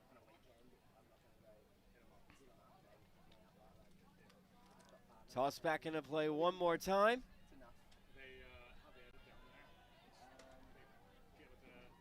Fighting right to the end. Good mark by Austin. Down the wing, off hands. Going to ground now is Terse.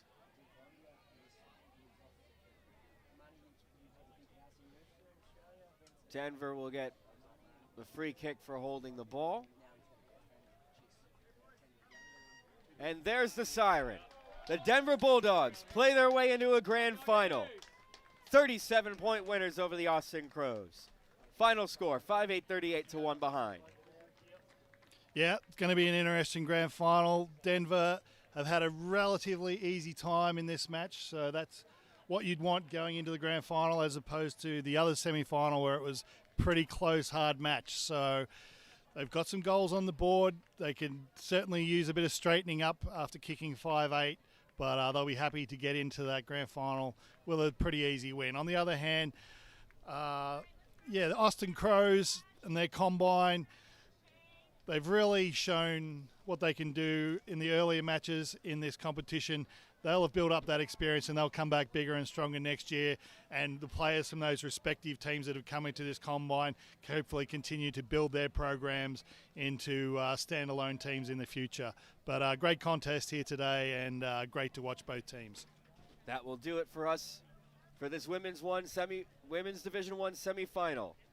Denver wins 38-1. Coming up next on this field will be the Men's Division I third place game between the Sacramento Suns and the Houston Lone Stars. Stay tuned for that. You're watching the 2025 USAFL National Tournament presented by Cooper's Beer, Watch AFL, and Tasmania.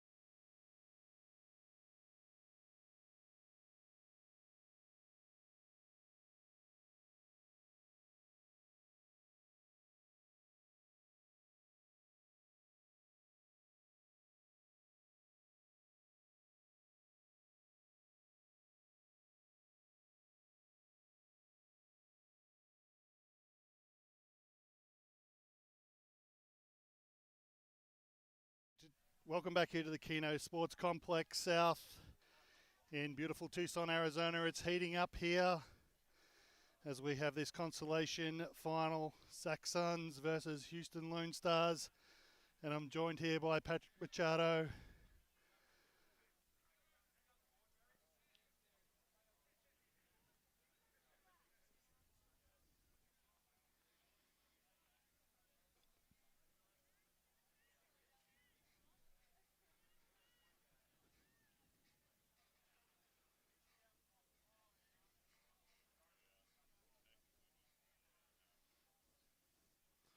Umpires just checking everybody's ready to go, including the scoreboard. There's the siren. Up and away we go. Suns win the first tap. First clearance to the Lone Stars though. Go long into that forward line up towards the goal square, 2-on-1, but the umpires pulled out a free kick. We'll wait to see which way the arm goes. And it's going to be a free kick to the Houston Lone Stars.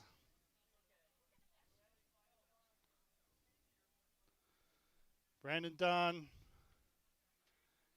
goes back and let's go on that one, but drifted off to the right. So on the scoreboard, the Watch AFL scoreboard, Houston Lone Stars 1 behind, Sac Suns no score.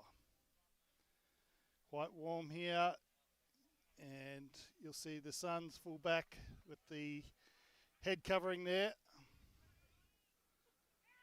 Looking for the big fella there in McElligott. Can't get the mark, the ball spills over the line for a throw in. So it'll be McElligott, Jamnik in the ruck.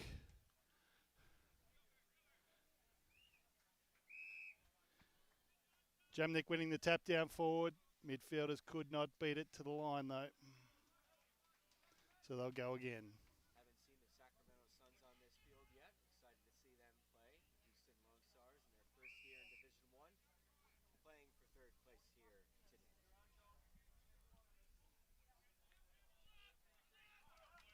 place here today. Would help if we turn the mic on, right? So it's the Lone Stars going inside 50 once again. High ball, no mark taken, pack forms. Pretty close to a rugby scrum. Umpire says, I will throw that up. Tap one down by the Suns. Another pack forms, but they managed to clear the ball out. The Suns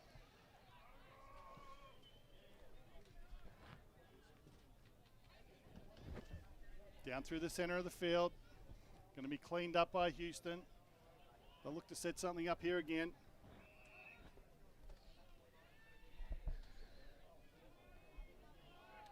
So the Suns with an opportunity to go inside 50 for the first time. Driving kick.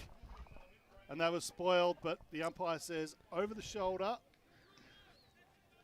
So it'll be a free shot. It was a good defensive effort, just caught him a little bit too high. And first set shot at goal goes to the Sacramento Suns. So Julian David, he was a static target there. And the Houston defender kind of fell for it, really. So David comes in.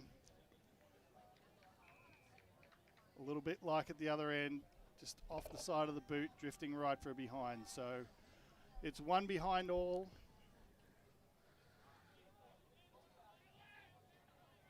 As these teams just warm their way into this match.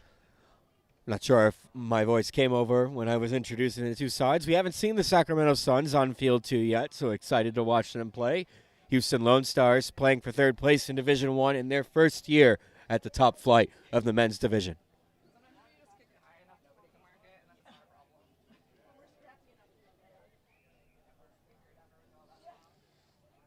Out on that far flank, umpire will ball it up again. Sac Suns getting most of those ruck tap wins. They'll take it inside 50 on the run. Breaks free of the tackle. Sets sail for home with a snap. My goodness, that was close, but only the one behind. So really good intent there from the Suns, hitting it with pace. Need to straighten up a little. So on the Watch AFL scoreboard, Sac Suns 2 behinds lead the Houston Lone Stars 1 behind.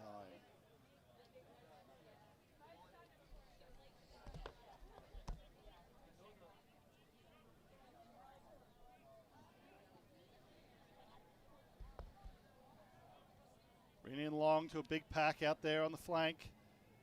Houston take the ball out over the pack, drive it up to the wing. The mark's taken back there by the defender for the Suns. Kicks up to the forward flank. Looking for Strawn up there. And he manages to hit up the full forward up there, Chris Gould, for the Suns out in the pocket. Probably about 30 metres out, should be well within his range. Suns doing a very good job linking up with each other. Just a few kicks, and already a shot on goal.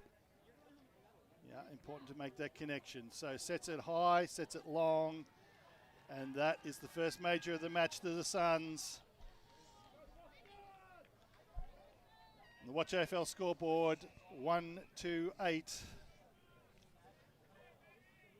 Leading the Lone Stars 1 behind. Suns doing a very good job of linking each other up in the middle of the field between the arcs. And Christopher Gould with a lovely kick, very well struck. First major on the board of the game.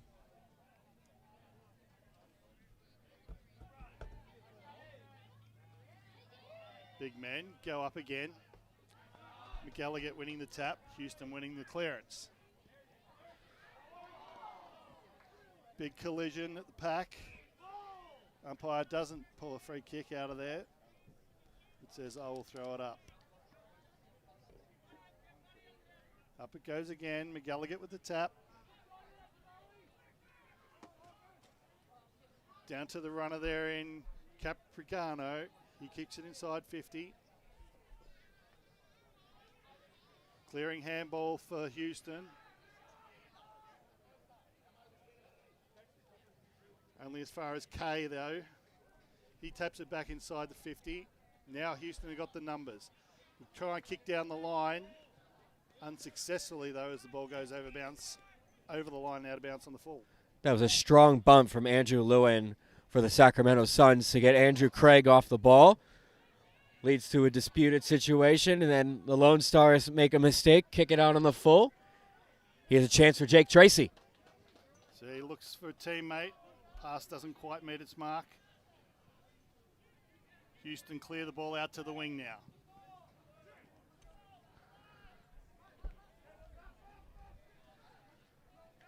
Everyone descends on the ball. Spill's almost free now, and now it is free as the Suns get a long kick down towards the 50. Nice work by Anderson there, but the mark taken at halfback for Houston. Up to the wing again. And even though he came from behind, mark taken there by Anderson, so he'll look to go long once again. Looking for David down there, he can't mark. Into the middle of the ground this time. Can Houston clear it through there? They cannot. Multiple players jump on the ball and force the umpire to ball it up once again. So McElligott and Jamnik, a couple of goes at it.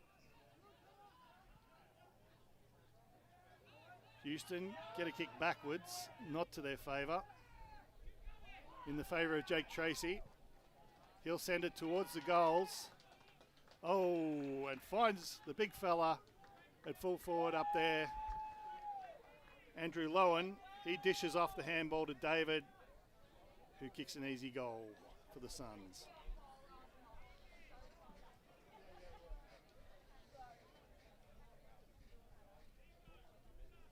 Nice transition from the wing, and it was that penetrating kick at Tracy's that brought about that goal.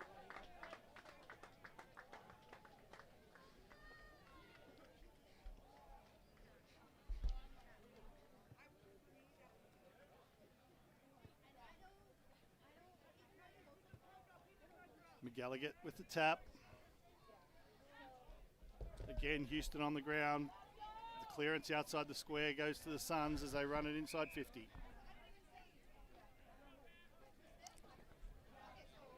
Clearance now for Houston, out to the wing. Yeah, good one-handed mark out there by Smythe. He'll kick it up to half forward. Good mark taken up there by Johnson.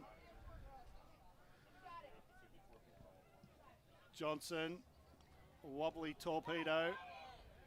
Taken back there in the last line of defence by the fullback for the Sac Suns. He'll distribute it out wide.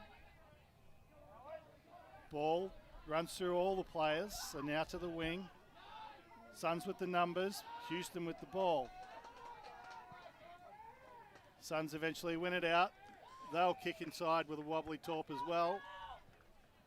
Race to the ball in the forward pocket. Low in there, wins the race. Kicks long to the back side of the square. No mark taken, and Houston are able to clear again out to the 50. It was the right idea, had a man uncontested, just unable to stick the mark. Yeah, that was a very hot tackle paid there on Johnson for the Houston Lone Stars. He pretty much took the ball and tackled. But to the advantage of the Suns, who are inside 50 now.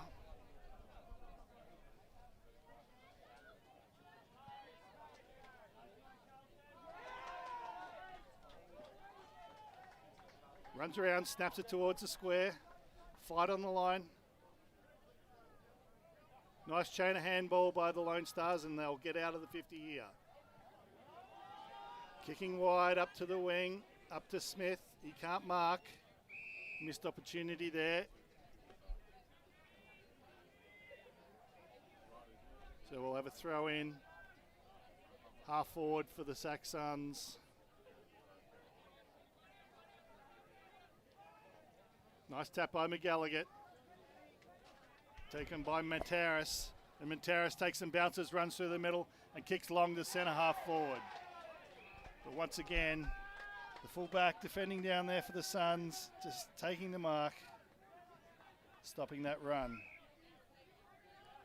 Anderson at halfback for the Suns. Kicks up to the forward flank, ball off hands. Nice handball over the top, looking for Johnson. Boyer, I should say. Boyer kicks it out to the fat side. There's plenty of Houston players out there, though, and they manage to lock it up for a ball up.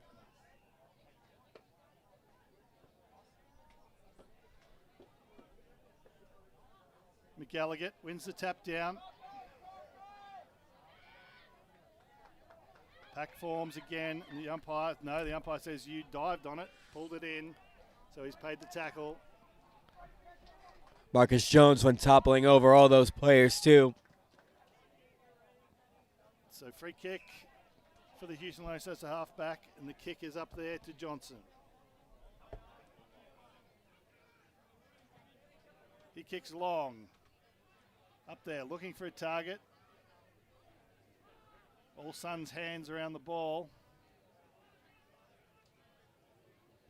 Quick kick out, but again, it's all Suns back there, and the mark's taken last on defence. Oh, and the umpire's called play on. So the Suns managed to clear it, despite that. Must have been a touch ball. Out to the wing now, where it'll rebound back inside the forward 50, and a big mark taken there by the big fella for the Houston Lone Stars. Zachary Legia. Kicking for 48. Sends the ball to close to the far post, where the mark's taken there.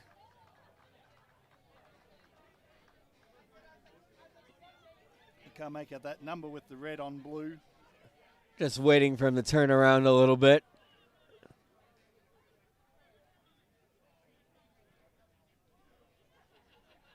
Tries to snap around the body, but it was a little bit shallow, touched on the line, and that's a behind. So for the Watch AFL scoreboard, it's the Sac Suns 2-2-14, the Houston Lone Stars 2 behinds. It was a great effort, though, by Jacob Johnson. Off balance, diving for the mark. Able to complete it, just unable to get enough bend on that banana.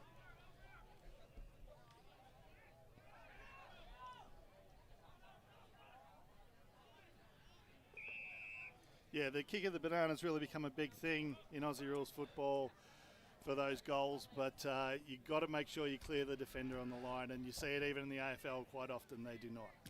Around the grounds for Watch AFL, the combined team of the Philadelphia Hawks and Boston Demons currently lead Arizona in the men's Division III Grand Final. It's a 7-point affair, 8 plays 1 on the Coopers Field behind us. So Boyer kicks back to the wing, looking for his teammate in Tracy there. Free kick paid in the marking contest for over the shoulder to Eric Anderson, I should say. Nice mark taken back there for Houston.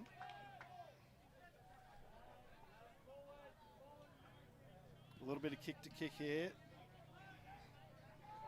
Oh, almost the mark taken, and the umpire says, yep. Oh, being held while taking that mark, so he pays the mark.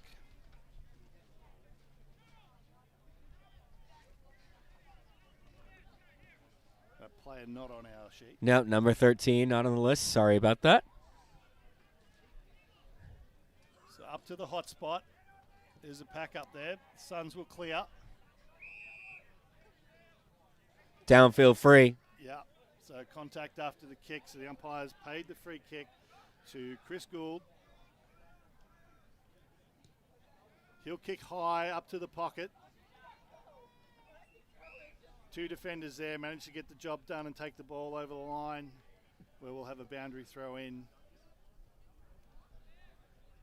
right near the 50-meter arc. Good effort by Brandon Dunn to break up that opportunity for the Suns. Tried to run around the pack, had plenty of opportunity, and penalised by the umpire. So it'll be the Sac Suns taking a shot from, as I said, around the 50 there. It'll be number 37, Andrew Lowen. Runs around, tries to go the distance, doesn't quite get there, hooks it a bit. Just spoiled on the line and over the line for a throw in. David just unable to mark there. Now he'll contest the ruck.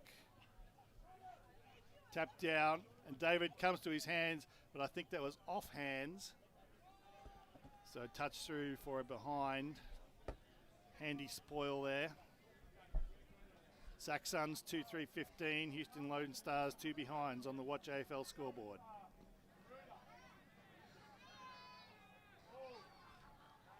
Houston will bring it in, kicking it out wide to the pack.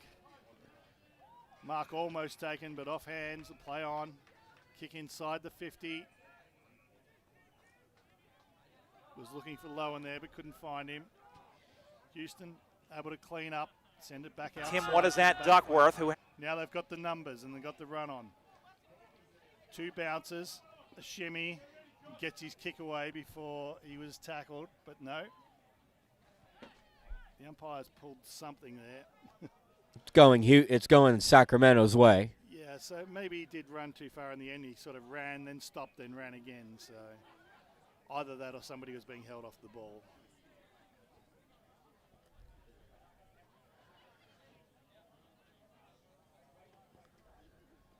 So at half back, Sac Suns chip it up. Cannot find a player there.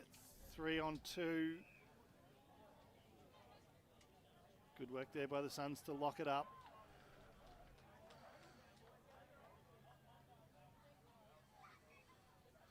Umpire tosses it up. Tap one down by the Suns. Pack forms there. Are they going to get out? Yes, the Suns do.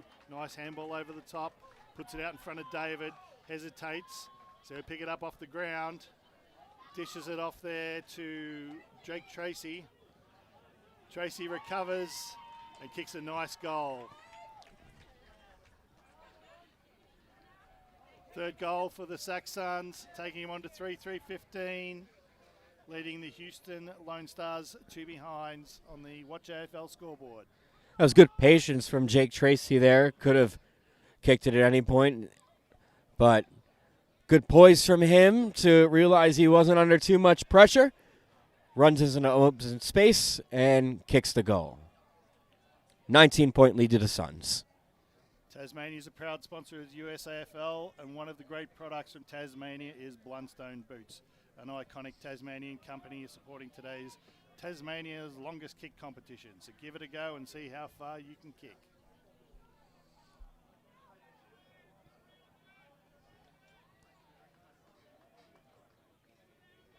Back to the middle now. And that is half time. So a dominant first half there by the Sacramento Suns, leading 3-3-21 to Houston's 2 behinds on the Watch AFL scoreboard. Great craft by the Sacramento Suns inside their forward 50. They're very poised, and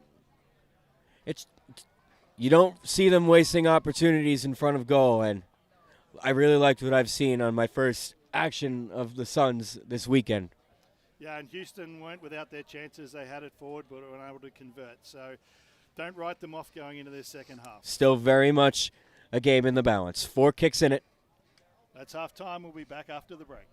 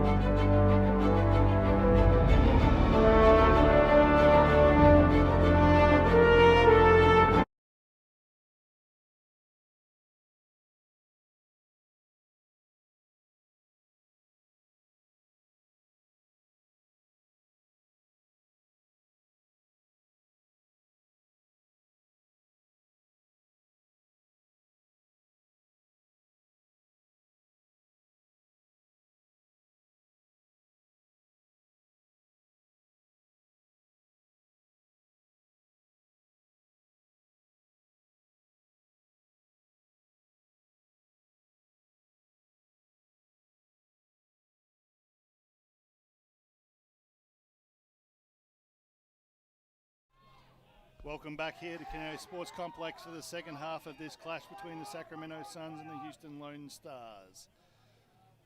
Sacramento Suns with a big lead going into this second half, 19 points.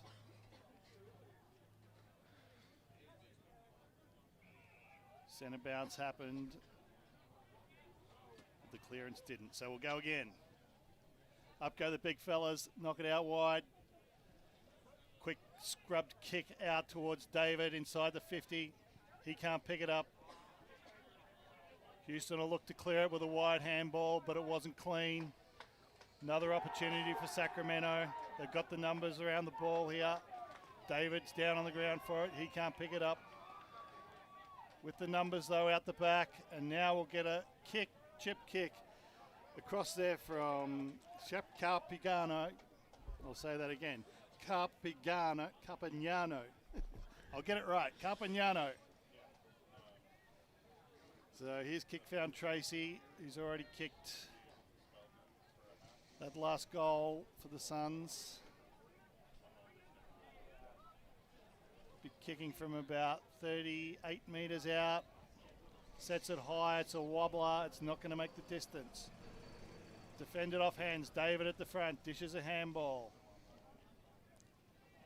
Comes down to Chris Gould, who snaps, but snaps wide for behind. So that moves the scoreboard, the Watch AFL scoreboard, along to 3-4-22 Sacramento to 2 behinds Houston Lone Stars. Suns picking up right where they left off in the first half, and I'm really impressed by their forward craft when they get inside 50. A lot of times, and especially in the lower divisions here, you'll see just all the balls going forward, and they forget to use the width of the field. When you have players open in an uncongested area of the field, it opens up the game much more for the forwards. And Houston have been falling victim to Sacramento's gamecraft thus far. 20-point margin. That's the kind of footy that sees them in Division 1. Now running in, having a shot, no, sets it out forward, out in front. Big circle run around, handball inside, snap for goal, and that's banged into the bottom of the goal post, that shot there from Marcus Jones. Some nice work, a lot of good movement by the Suns there. 3-5-23 leading Houston Lone Stars, 2 behinds on the Watch AFL scoreboard. There'll be another kick in from the Lone Stars, high to the pack. They got players on the outside, but Sacramento got players on the inside. Scrubbed a quick kick towards David. The umpire has pulled out a free kick. The player tackled there without the ball after he kicked it. And that'll be, again, Marcus Jones. Kicked that last behind. To Jones, waiting for a target. There really is no one leading, so he'll just send it up to the square. Up point David. Couldn't take the mark, though, up against 2 defenders. Ball to the ground. That ball came flying out. It looked like it might have been a throw, but nothing happening. Big snap on the right foot from David. Don't tell me he's done it. He has not. That ball just drifting to the left of the big post. It's a good effort. So starting to look a little bit inaccurate on the scoreboard now, the Suns, though. 3 goals, 6-24, leading the Lone Stars 2 behinds. Nonetheless, the ball is in their end of the field. That kick in, good spoil forward.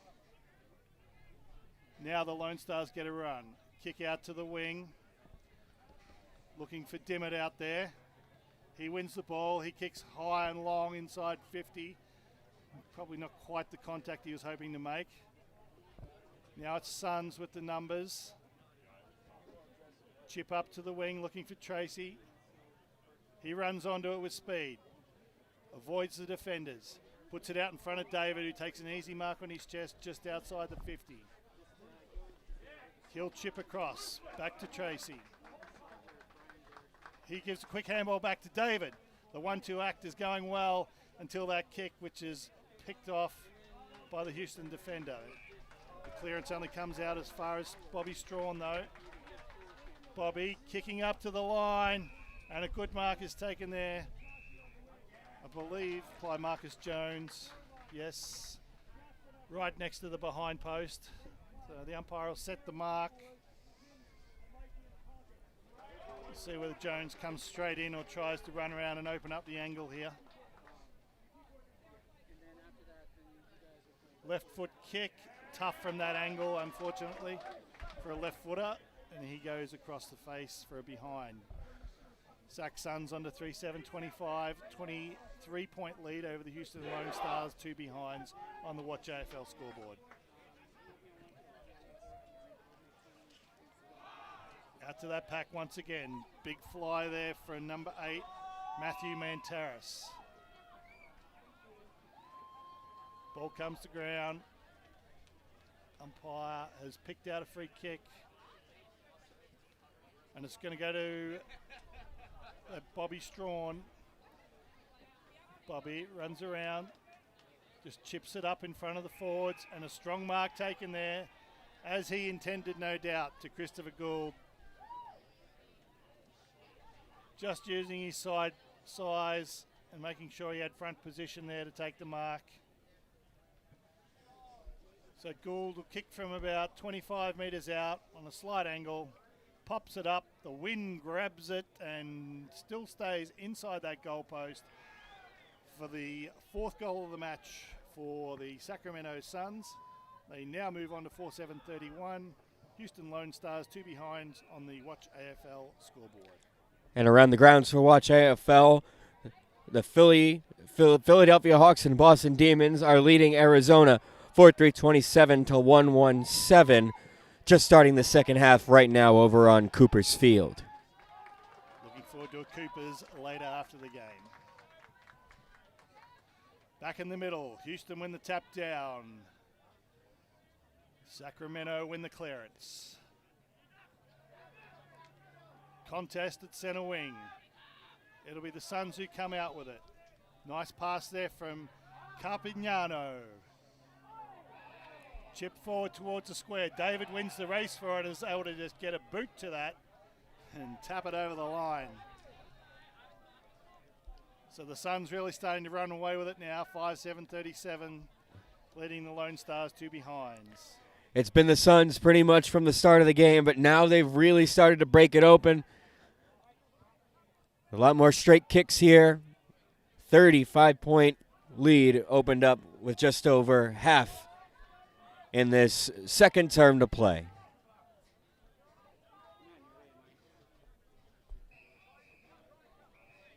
Ball up again in the middle. One down by Houston. And again, the clearance. One by Sacramento. Up to half forward. Looking for David there. Takes a nice mark on the chest. Out in front. Plays on. Gives the handball off on the outside. Shot at goal. Up to the goal square. Players collide with the post. The ball falls outside the goal post for a behind.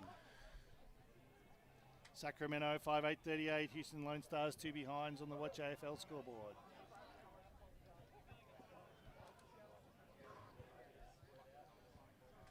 Houston bring it back in now. Ball goes out to Tracy. He can't mark.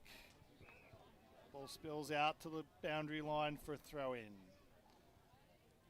USAFL sponsored by Tasmania.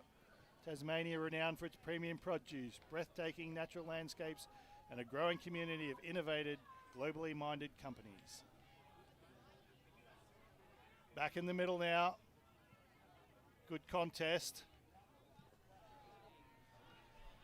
Johnson shrugs the tackle and kicks the ball inside 50. Nothing doing back there for the Lone Stars though. Cleared into the middle of the ground. Oh, that's a nice mark taken under pressure there by Stephen Johnson. He chips forward and finds Dylan Dunn just outside range. He tries to pass off, but ball was well smothered there by Baramand. Baramand now kicking up to centre forward, looking for David. It's over his head. But they've got numbers on the run. Running onto it, Liz LaFond. Unfortunately, though, his flying shot wide of all the posts and out of bounds on the full. So it'll be a kick in for the Houston Lone Stars. Jared Kay, it looks like back there. So a kick high and long up to the pack outside the 50. Ball's off hands, nicely picked up. Kicking long up towards the 50 for the Lone Stars. But again, they cannot get a mark up there, off hands. Barrowmand again out with it, kicks it up into the centre of the ground where he finds Colley. Colley kicking forward looking for David, but well picked off there by the Houston Lone Stars defender at half back. Kicking out to the wing. Can't mark there, Tracy for Sacramento. Opportunity here for the Lone Stars, running the ball through the middle in numbers. Sidesteps the fullback there. Unfortunately, didn't quite finish it off and kicked it straight to the Sac Suns defender. So the Suns rebounding through to Bobby Strawn. Strawn chips the ball up. Looking for O'Leary there. Again, another rush kick for the Sac Suns goes left, wide of the behind post. Oh no, in fact the umpire's going to call that a behind. I think we might have had a better angle on that, to be honest. But a behind it is, so there'll be a kick in for the Houston Lone Stars as they trail by 37 points on the Watch AFL scoreboard. Bobby Strawn up, can't take the mark, dishes it out. Nice work with the numbers out the back. Snap across the body from Campbell into the pocket. But finds the defender back there in Weichel. Weichel kicks up, good marking contest. No one has a win though. Rush kick into the middle. Finds the fullback, Toby Simmons. He's had a pretty good game back there, taking a lot of marks. But again, one of those long kicks goes to the opposition for a turnover. Into the middle of the ground, and that's a solid bump. But still came away with the mark. Yeah, Carter Mack with the mark there. And he's just probably feeling a little ginger, gathering himself. Now he'll look for an opportunity inside 50. It's David on the lead. Good spoil from the Houston Lone Stars defender. Ball pinballs off the boot. Snap around the body there from Campbell. High and wide. Can't mark. Ball's on the ground. Players have dived on it. And the umpire says, okay, it's not coming out. I'll ball it up. 30 metres out from the Sacramento Suns goal. McElliott, big tap forward over the top. Ball comes over the back to Jeff Scott. He has a snap at goal under pressure and again just drifts wide. So another behind the Sac Suns, taking him on to 5-10-40, leading the Houston Lone Stars. Two behinds on the Watch AFL scoreboard.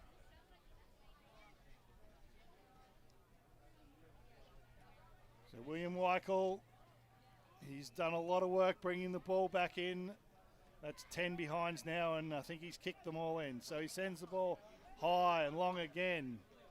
Was looking for Johnson, but came off his hands. Sent back inside the 50 by Carter Mack. He finds Marcus Jones, tries to dish off the handball. Doesn't quite work out, a scrub kick. Able to be defended by Houston. They kick the ball back in the middle of the ground. Sac Suns now with the numbers. Work the ball through the middle. Get it to McGrory. He's on to Strawn. Handballs to McElligott. He can't get a clear handball. Johnson now for the Lone Stars. They've got the ball out in the open. Kick it out to the far flank. It's all Suns out there though. Tracy with the ball. He'll look to chip it up to a target. And once again, it's a turnover as the ball goes to Jaco Vilnen. He kicks long, up to half forward. Here's an opportunity. Nice dish handball, but the umpire, I think he said that was a throw. So Sacramento will reset from half back. Nice little chip kick. Hang on, the umpire said. Calling it back. Hang on a minute. Everyone wasn't ready. Player wasn't behind the mark. Let's do that again. Philly Boston opening up their lead on Arizona at 6-4-40 to 1-1-7. 33-point lead for Philly Boston for Watch AFL around the grounds. McGallagher, long kick into the forward 50, and really strong mark taken back there by Jeff Scott. He was looking for an option to play on, but decided the better of it, or maybe was advised. So gone back to take his kick. It's a nice drop punt, high and straight. Great footy there by Jeff Scott. Saxons on to 6:10:46, leading Houston Lone Stars 2 behinds on the Watch AFL scoreboard. Adrenaline all on the Sacramento sides. Again, looking to play on. Get one quick. Be patient. Park your feet. Take the set shot. Makes no mistake. Beautiful kick from Scott. As we said, Tasmania, the USAFL sponsor, Jan Sparkling Wine served here today at the ground. It's produced in Tasmania's cool climate wine region known for quality and character. So up we go again. Tap one down by McGallagher. Chipped forward to no one in particular, but running onto that was Marcus Jones. He can't get it clear though. Houston Lone Stars now up to their half-forward flank. Nice clearance there by Skylar Johnson from Sacramento. Very favourable bounce there for the Suns. But not quite so favourable for Mason Lafond. Took a little bit of time to get rid of it and was run down on the tackle. So free kick to the Lone Stars. Will chip up to the wing. Mark couldn't be taken this time by Lafond. Packet formed and the umpire found a free kick going the way of Carpignano. So kicks up to the forward target. He can't mark. The pack arrives and crashes into the ground. Umpire says that was all fair and good. Let's keep moving on. Ooh. However, on this occasion, the player ridden into the ground, and that'll be a free kick to the Houston Lone Stars out there.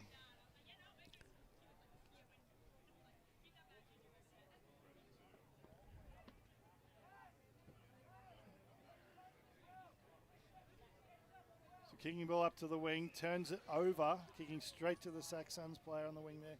Looking for David, who juggles the mark once, but manages to pull it in. He knows he's well within his range here, so goes back to take the set shot.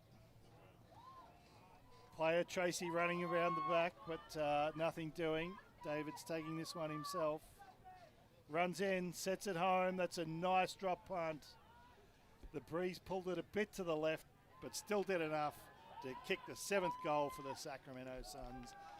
Watch AFL scoreboard, 7-2-52, leading the Houston Lone Stars by 50 points, kicking just the 2 behind so far. Half-century lead for the Sacramento Suns in the closing stages of this game.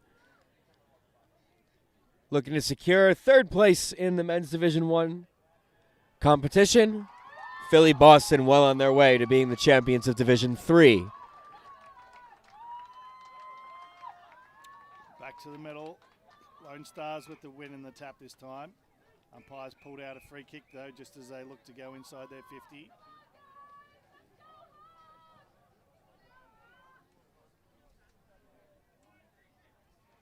It'll be to Eric Anderson.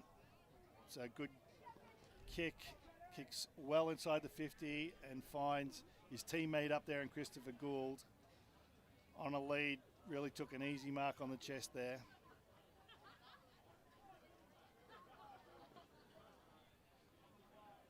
He'll be kicking from just inside the 50 arc.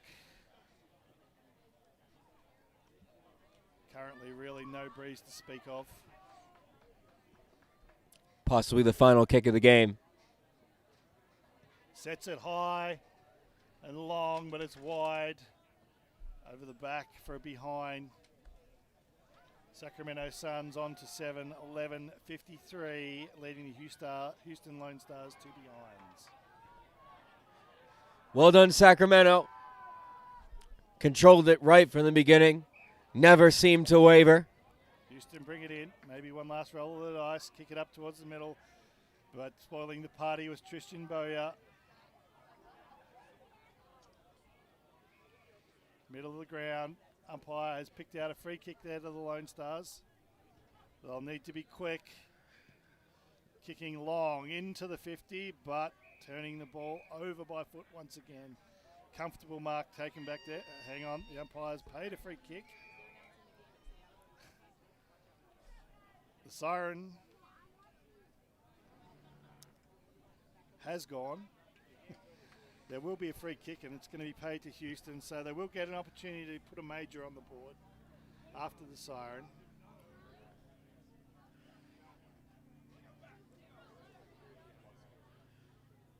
I think that's Jaco Villiern. He's going to be kicking from about 48 metres.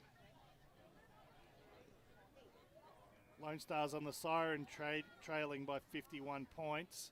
Let's see how it goes. He sets it long, looks to be drifting to the right. And it is a behind. So the Houston Lone Stars finish on 3 behinds to the Sacramento Suns 7-11-53. A 50-point win to the Sacramento Suns. Convincing start to finish. Great forward craft. They won the ball in the middle. And yeah, the Houston Lone Stars will be disappointed to go down with that loss in the end.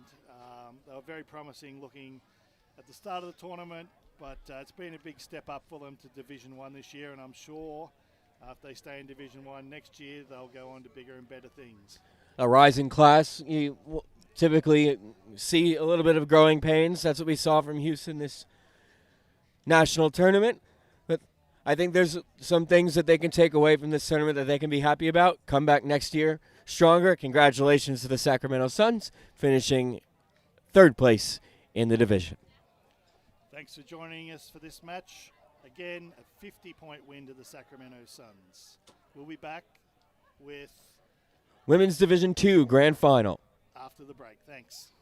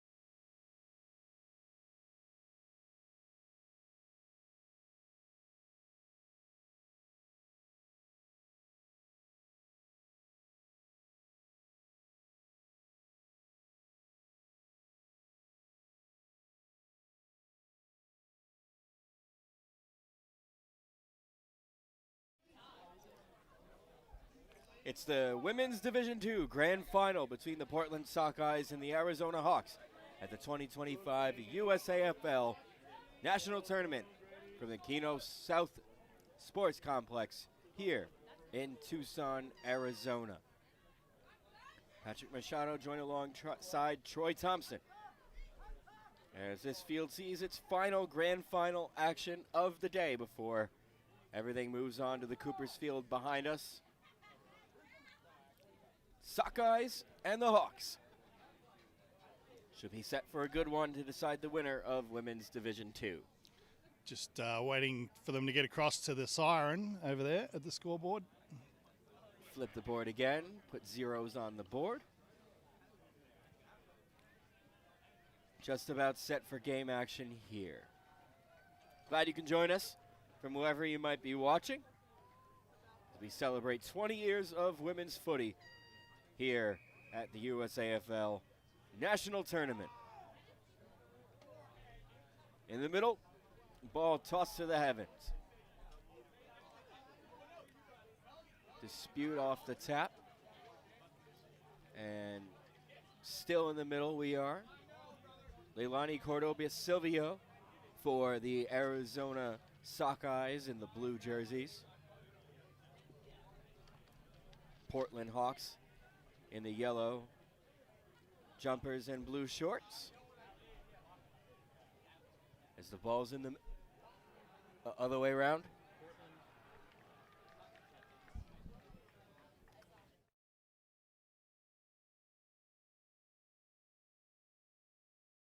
So just take what I said and flip it around.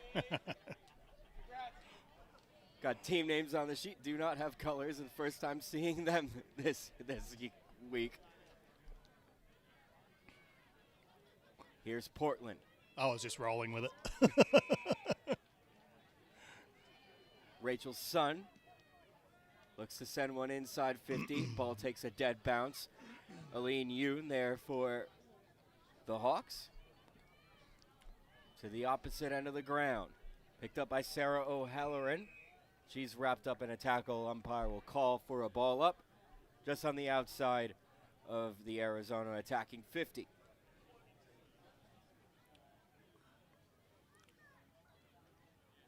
Portland out of the stoppage. Nothing much to separate them. We'll ball it up again.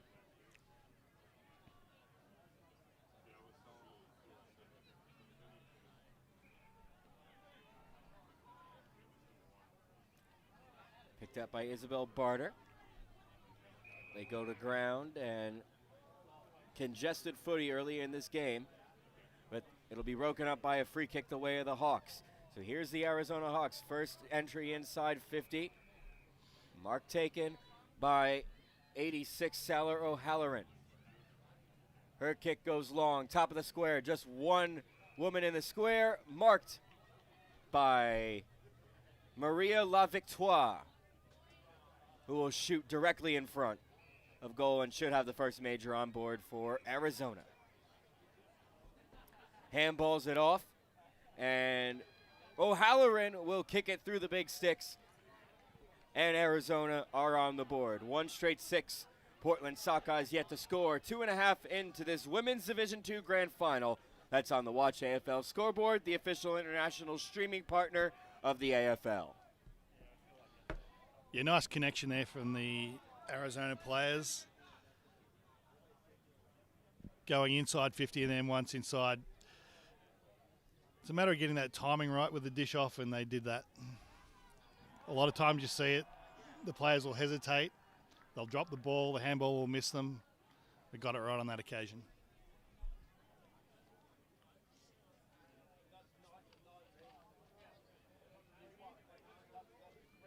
So Arizona draws first blood. Back into the middle we go. Ball put back into play. Portland won the tap. Ball still in dispute. Soccered off the ground. They go to ground. Umpire calls high contact against Portland, and another free kick coming up for Arizona. McGuire starts the play back the other way. Arizona should have time to run onto the ball. Tackled from behind, holding the ball. Portland wins the free.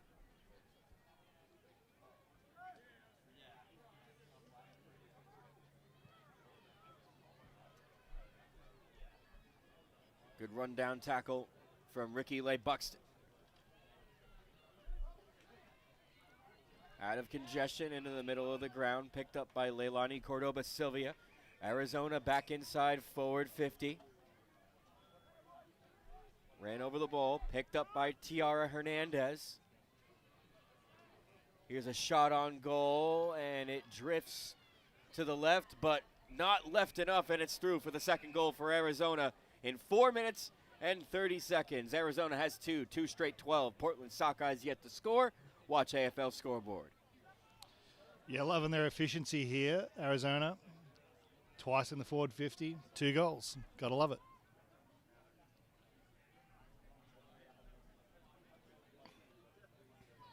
Tasmania is a proud sponsor of the USAFL, and the island state has just committed to being a major partner of the United States Australian Football League for another 5 years. Tasmania is renowned for its premium produce, breathtaking natural landscapes, and a growing community of innovative, globally minded companies. Visit Tasmania. Ball up on the Arizona attacking side of the center circle. Put back up into play. Rachel Sun is there for Portland, tries to get the handball away, spinning, and the umpire will call for it just before she got it away. So we'll ball it up in the exact same spot. Tapped down by Portland. They go to ground, and we'll ball it up again now in the center circle. Not much to separate them after this restart. Arizona gets a kick towards forward 50. Off hands, rolls over the arc. Handball back outside to Julie Webb.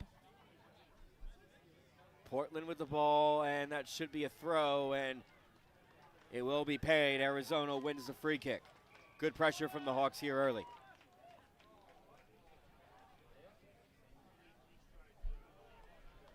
Yeah, fierce contest for the ball. Both teams fighting hard whenever it's on the ground.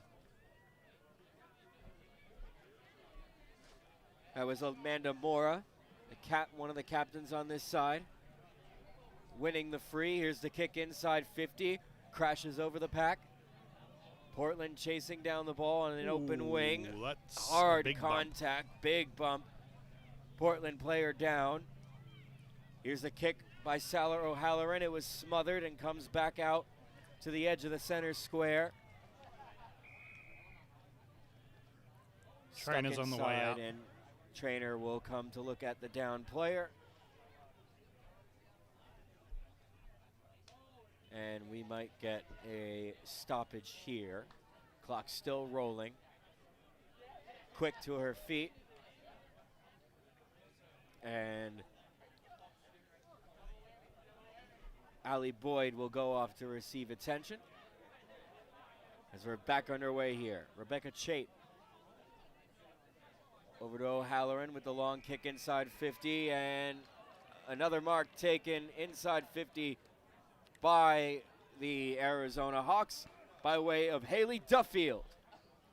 Yeah, a high floating ball, and she just protected the space in front of her and made sure she got the mark. Kicks for goal, and it is pushed across the face for a minor score. Arizona out to 2-1-13.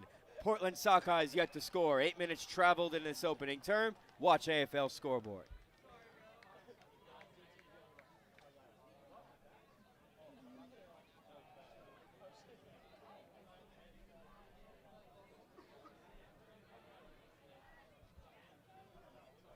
Off the restart. Kicked out to the edge of 50. Arizona player first on the ball. Dropped the mark. In dispute along the ground. Kicked out by Rebecca Chait. And it will be a free kick the way of Portland. Lee Buxton, the beneficiary, spots a woman in the center of the ground, and nice mark taken, contested. Yeah, Amy Carr, she's a good, reliable mark. Amanda Bowe is going to get a free 50 here. Should march her right in front of goal, and the Portland Sockeyes are one kick away directly in front from there first. You'll note that Danny Marshall is down on the defensive full back line, so she'll need to clear Danny. She'll be looking to spoil it. Seemed to be a little short 50, but here's the kick from Amanda Bowe. It was straight enough, but just dies short of the line, and it's marked by Danielle Marshall for no score, and it's kicked out. Did that bounce inside, or was it on the full? It looked on the full to me. looked on the full, but they're going to bring it back for a throw-in. Unlucky for Portland. Taken by Mary McLean out of the ruck. On the ground, Rachel Sun goes after it, squirts out loose. Delivers one to the near side forward pocket, and marked in defense by the Hawks. Halfway through this opening term, Arizona 2-1-13. Sockeyes yet to score. Hawks pinned deep inside their defensive 50 and playing on from the stoppage. It'll be a throw-in.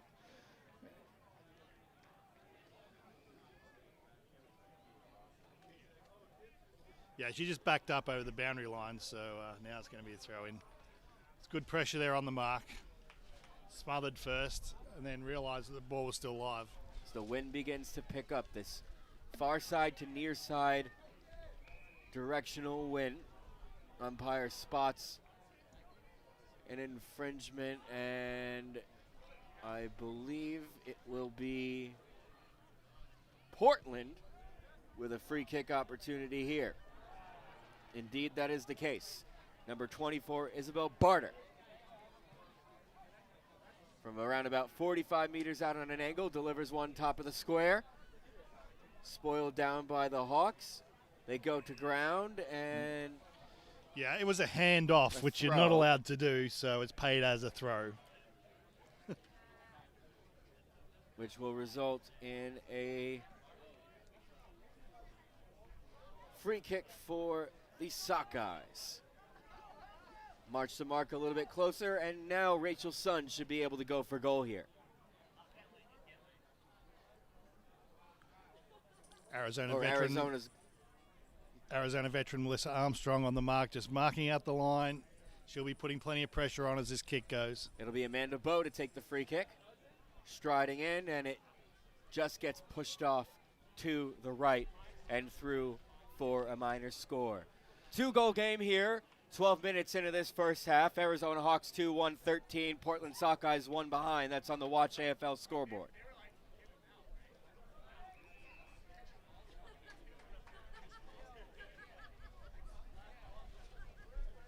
Arizona playing on through halfback.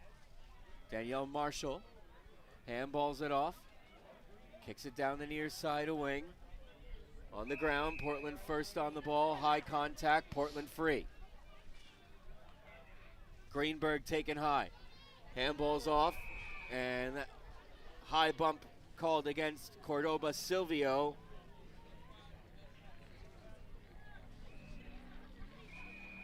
Right on the boundary line, time off called. With a Portland player down, quickly back to her feet is Rachel Sun. And it's going to be a 50-meter penalty. A little confusion reigns, but the message eventually is passed on. March at 50 meters down.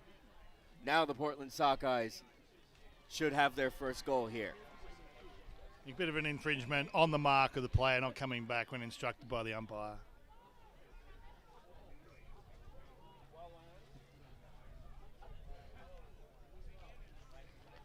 So give the ball to Rachel Sun. Kicks it to the pocket and finds a player there. And Danielle Marshall. Sharp angle, real close to goal. So excuse me, who strides in and kicks the goal. Portland Sockeyes have their first major on the board, cut it to a 1-goal lead. 2-1-13 the Hawks, 1-1-7 the Sockeyes on the Watch AFL scoreboard. Yeah, initially after she got that 50, she was looking to give it off. Like she wasn't really keen to take that shot at goal, but then got a really nice pass to set up Indigo for that goal. 6 minutes to go in this opening half.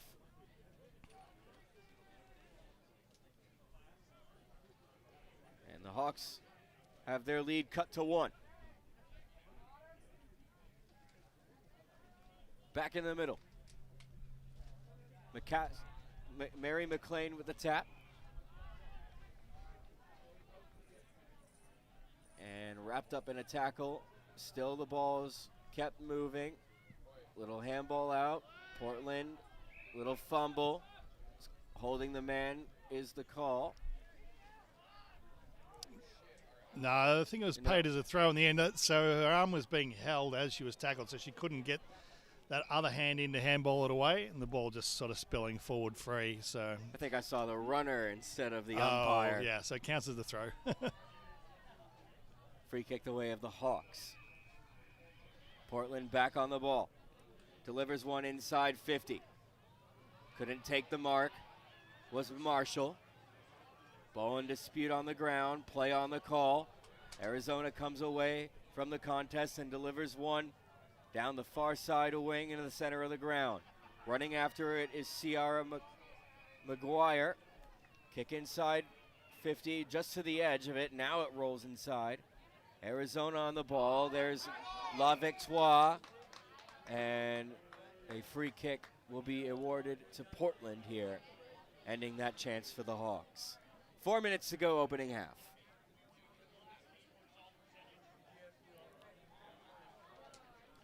Kick just out of the reach of the Portland player there, Mary McLean. Back towards the Arizona 50.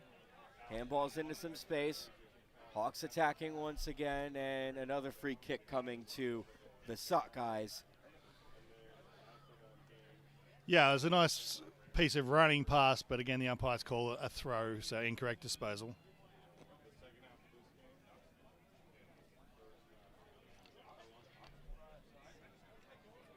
Here come the Sockeyes. Log kick. Mark dropped by Ciara McGuire, and another hard piece of contact results in a free kick going to Arizona this time. Yeah, player over the ball has to be protected in that situation. That's why she's got the free kick. Abigail Ross down the wing. Kicks it straight to a Portland player. Back into congestion. Ball brought to ground. Portland player tried to get a kick away. In dispute. Kick smothered. Here is Lee Buxton. Stuck on that far side boundary. They battle for it on the ground, and it'll be called the ball up. Pinned against the boundary in front of the Arizona Hawks bench. Just more of that big contact at the ball when players are on the ground. No one's holding back here. 2 minutes remaining in the half.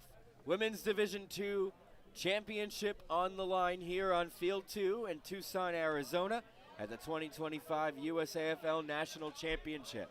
Portland gets a kick out of congestion, marked by Julie Webb. And it's held up just outside the attacking 50 for Portland, for the Arizona Hawks. Toss back up into play.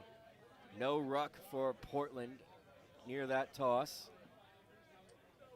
Coming away with it are the Sockeyes.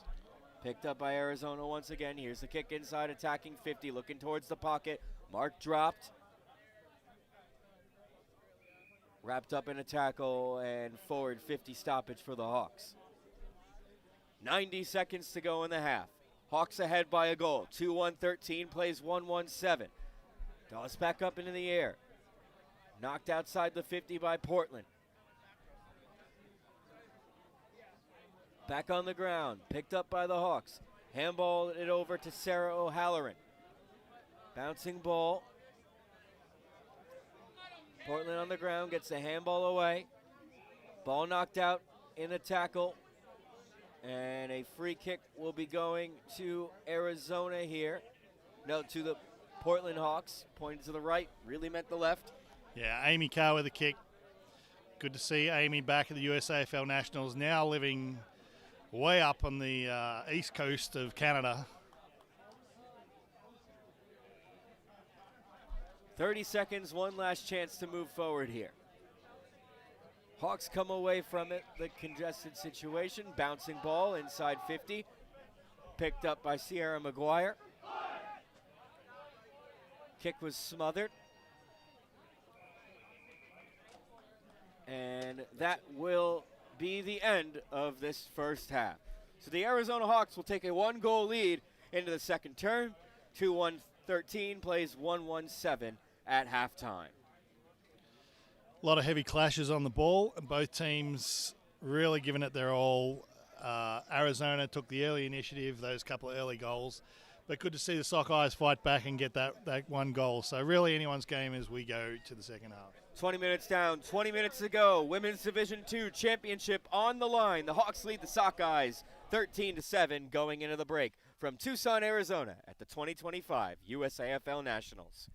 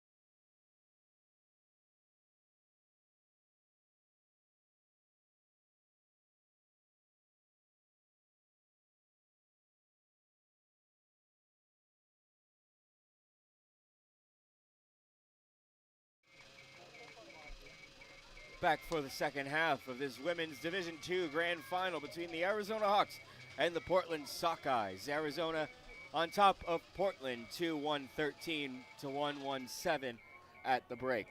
As we take a look around the grounds for Watch AFL on the Coopers Field behind us, the Seattle Grizzlies in the Men's Division II Grand Final lead the San Diego Lions 6-3-39 to 139. Back underway here for the second half. 1-goal game in 20 minutes to decide the winners of Division II. To ground they go. Umpire will ball it up.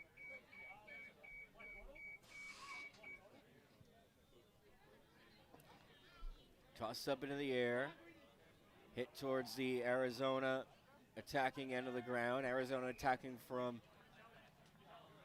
left to right in this half. Portland going from right to left. Rachel Sun, to get the free. Delivers one to the top of the 50. Couldn't take the mark was Amelia Carr. Follows up with a tackle. Arizona comes away with the ball. Spots a one-on-one. Bounces ahead of Michelle Collins. Picked up by Portland. Here's Lauren Williams. Handballs back inside. Gets it back just over her head.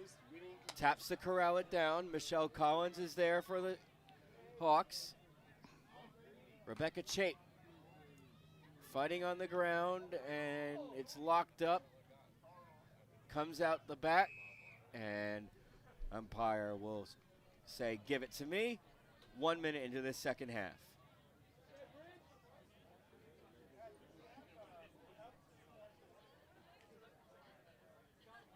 Back up into the air.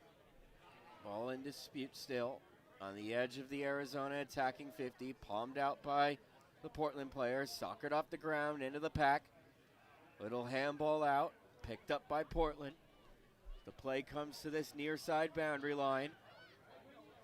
Cordoba Silvio in there for the Hawks. Ruth Mendez is there as well. Kick by Ashley Greenberg of Portland was smothered. Locked up, ball up. Good work to stop Amy Carr there because she was off to the races as she got through that pack. Off the restart. Tapped down by Mary McLean. And either a throw or holding the ball called, and Portland will get the free kick here.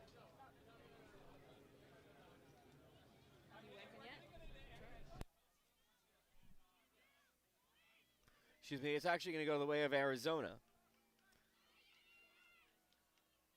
Cordoba Silvio delivers one inside 50, just out of the reach of Leah Buxton for Portland.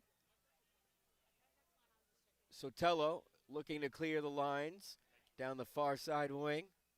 Bouncing ball rolling towards the boundary line. And it is going to be a free kick to Portland. Rachel Sun will take it. And this one will be a ground kick that rolls over the line. Boundary throw.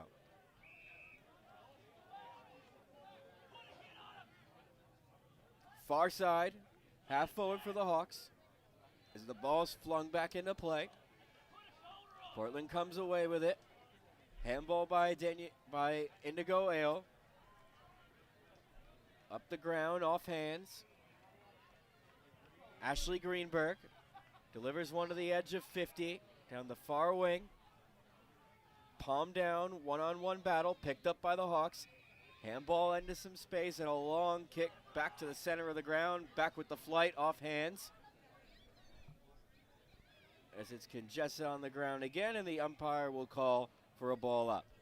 Still the 1-goal lead for the Arizona Hawks. 4 minutes into this second half. 2-1-13 plays 1-1-7.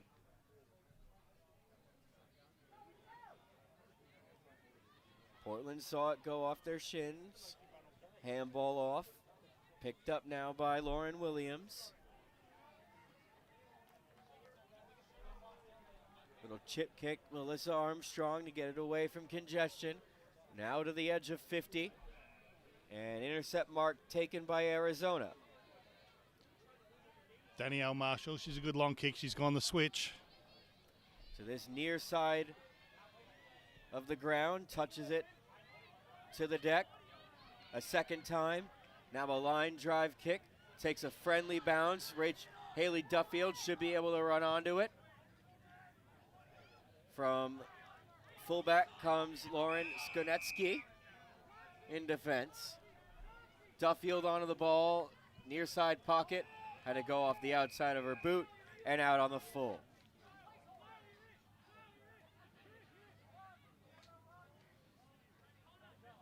Yeah, Lauren just playing that goalkeeper role we often see in women's football back there.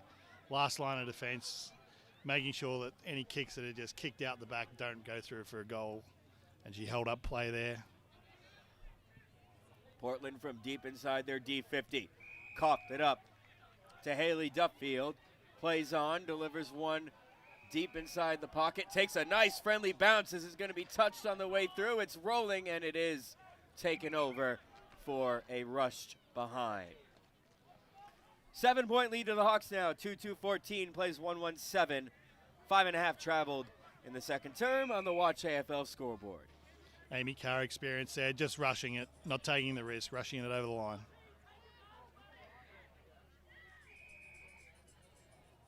Rianne Sotelo now deep inside her D50. Looks up the near side, finds Ashley Greenberg, who's able to keep it in play. To the ground they go. No prior ball up.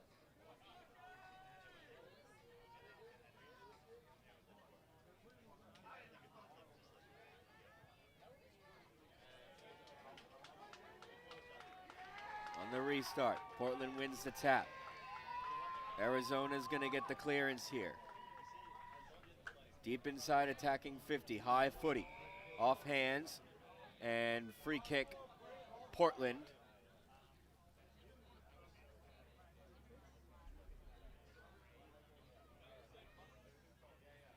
Ends that attack for the Hawks. Up the center of the ground. Right to the pack, off hands now. On the edge of the Arizona attacking 50. To ground they go. Still it's loose. Picked up by Melissa Armstrong, and Arizona's going to get a free.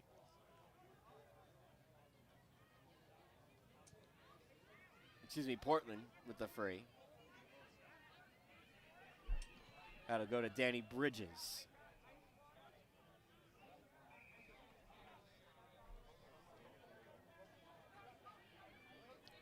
So Bridges looking to start the attack for Portland. Down 7 points. 12.5 to play here in the second half of the Women's Division II Grand Final from the Keno Sports Complex in Tucson, Arizona at the 2025 USAFL National Championships. Arizona with a free kick here.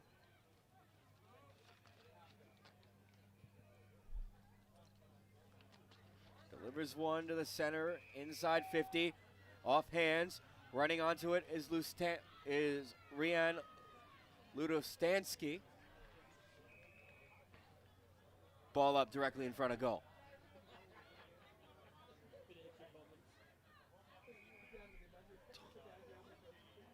Time off for blood rule. Arizona Hawk will have to come off.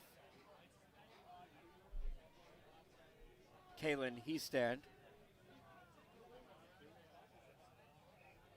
off for blood rule. Yeah, they're waiting for the coach to the interchange, but I don't think they need to in this situation. Could just come straight on. So we're back underway here, directly in front of goal. Arizona Hawks threatening again. Congested footy, will throw it up. Just on the left edge of the goal square here. Toss back up into play. Spills out to Portland. Little chip kick taken by Lindsay Heestand, and she'll go back to have a shot on goal.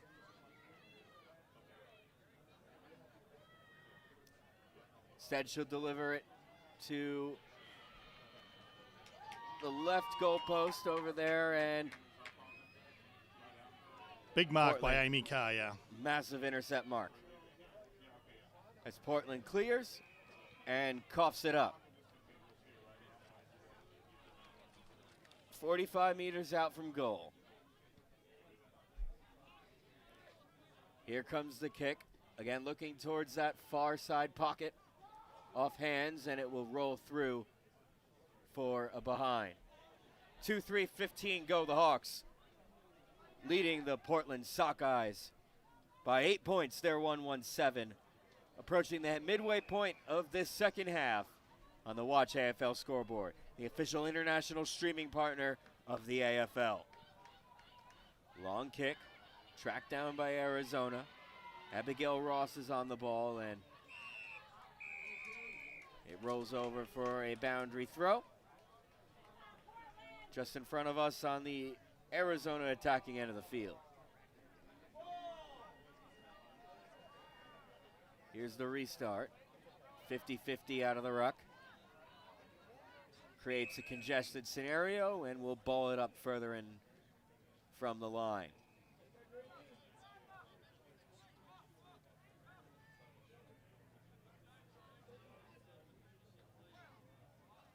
Spills out to the boundary. Arizona off the ball. Ludostansky is run down, and Amelia Carr will win the free, holding the ball.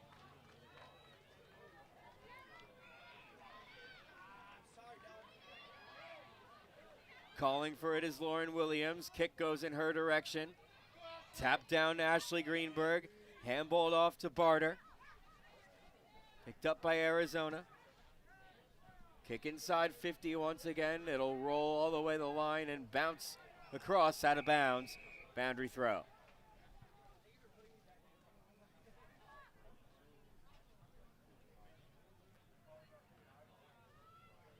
Nine minutes to go in this half.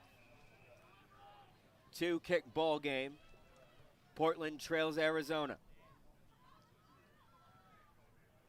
Chip kick. Tap down to the line again. Kept in.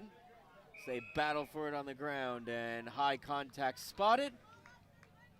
Free kick to Arizona. Abigail Ross squaring ball.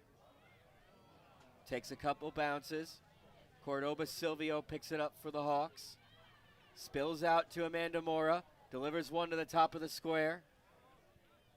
Takes a couple bounces at right angle to the right. And across for a behind. 2-4-16 plays 1-1-7. 8 minutes to play. Watch AFL scoreboard. As the game behind us has gone final.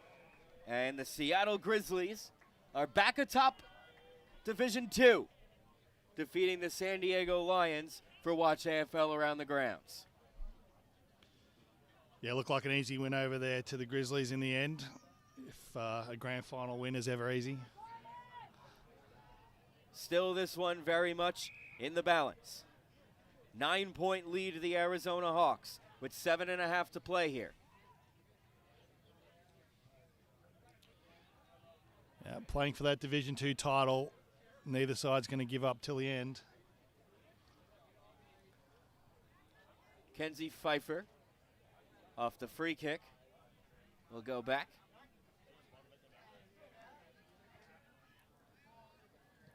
And she delivers to the near side pocket.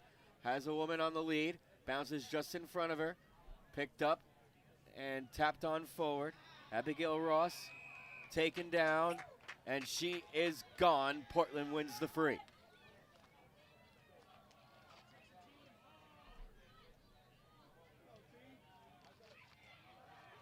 What can the Sockeyes do here? Up the near side, spoiled out by Ross. Picked up by Lauren Williams. Kept in at the line. Held a high by Leah Buxton. And Portland free kick once again. No, it's Arizona. Umpire was just pointing out the guilty party until pointing out which direction it's going. Amanda Mora delivers inside the forward pocket. High contact, and now, undisputably, this is Portland's ball.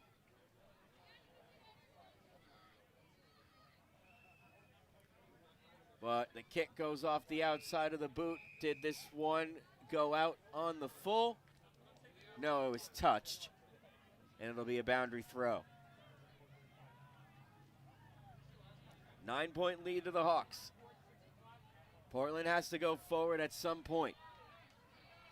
Out of congestion, Melissa Armstrong in the center of the ground delivers one to the top of 50. Far side pocket, high ball, mark taken by Arizona. Handballs it off.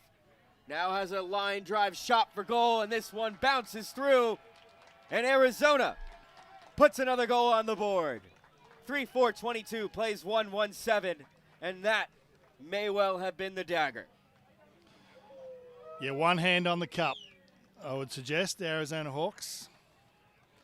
Great finish there. They've been pushing and pushing and finally got reward.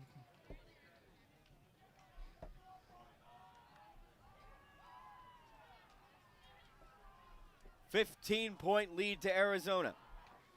Now under 5 to play here in the second half of the Women's 2 Division Grand Final. Back in the middle, tapped down by Portland. Taking a bounce, Portland with some speed. Drub the kick. On it is Kenzie Pfeiffer, who delivers one down the far side. Finds the safety of the boundary line, kept in. High ball. And good grab there from Arizona. Now delivers inside 50. Spots a one-on-one. Not over the head of Rian Sotelo, who affects the ball. Leah Buxton is in there for the Sockeyes, and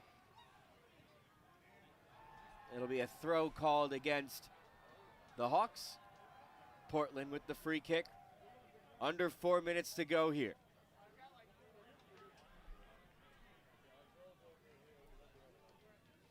High ball. Takes a couple bounces, looking for Rachel Sun. Ball on the ground. Olivia Devia is there for Arizona. Little dribbling kick picked up by the Sockeyes. Indigo. Ao is wrapped up in the tackle. Now Ashley Greenberg with some space. And it will be a free kick to Arizona here now.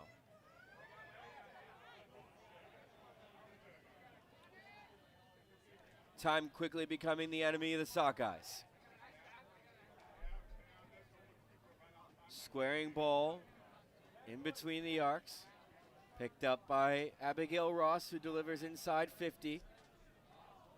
Pinballs around a couple players. Lauren Williamson there for defense. Drop of the ball, and Portland will receive the free kick. 2.5 to play here. Everything's got to go forward, but there might just not be enough time.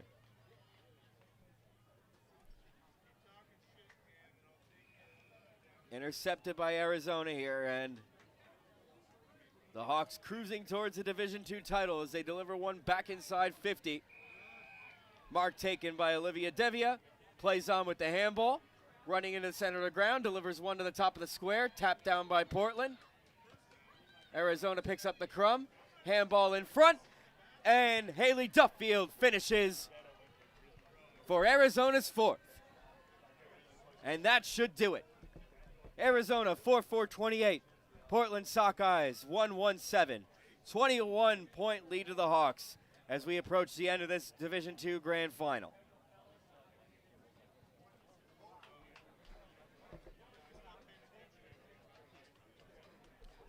Yeah, all one way this half. Over 40% of Tasmania is protected wilderness, including national parks and reserves. It is a paradise on earth for hikers, adventurers, and nature lovers. Tasmania is a proud sponsor of the USAFL.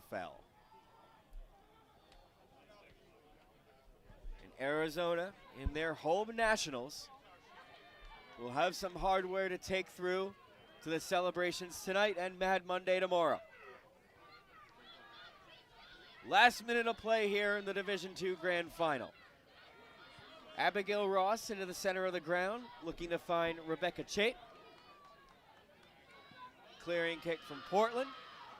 Arizona misread it. Looking for a push. No call from the umpire. And Portland wins the free kick. Ludostansky had prior.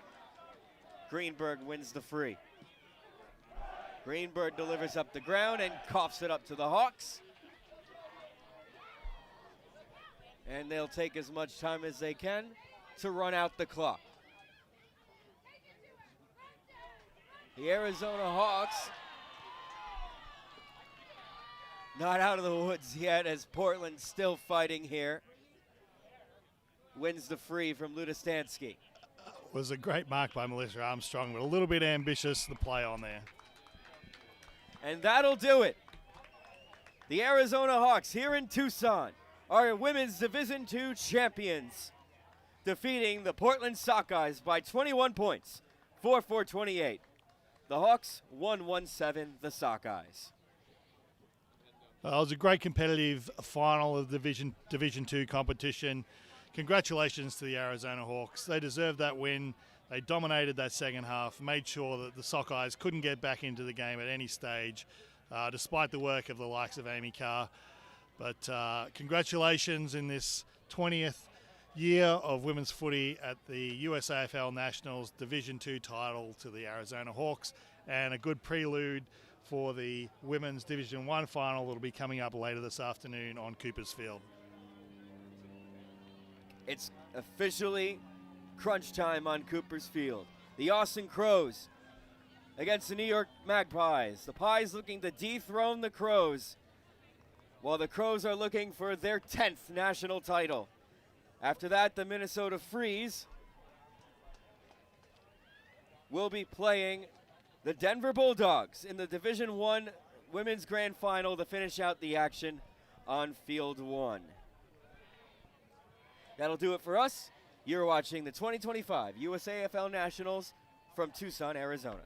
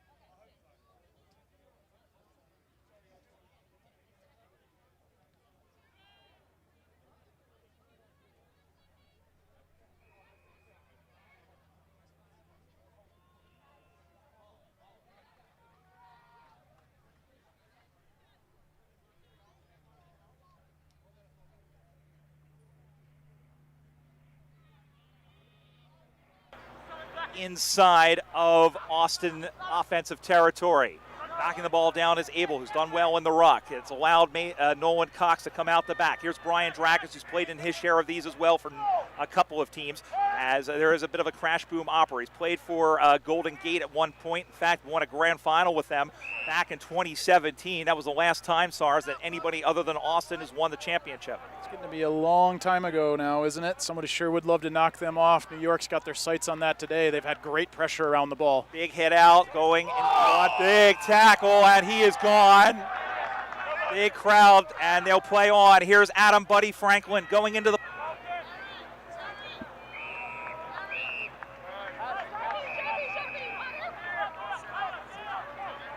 And we'll have a ball up.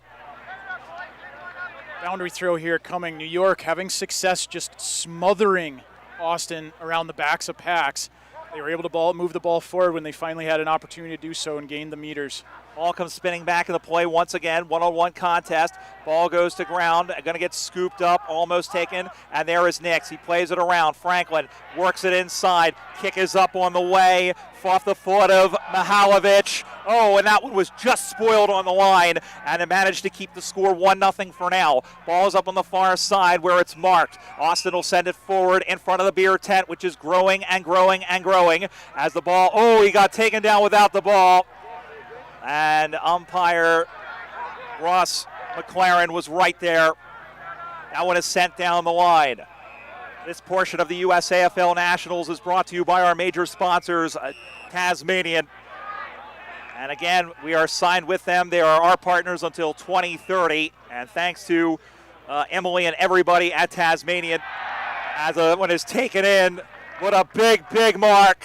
And it's the big man in Nolan Cox. No surprise here. The game opens up a little. New York threatening on the forward side. Denton ends up dropping the mark. Looks like he's really sore with a bad knee. He cleared space. It just ended up spilling a little bit. Very quickly, Austin rebounds down the far side and targets Cox in the forward line. That's what happens in those transition games. Nolan Cox right through the hey diddle diddle. Cox kicking a goal and a grand final. You love to see it.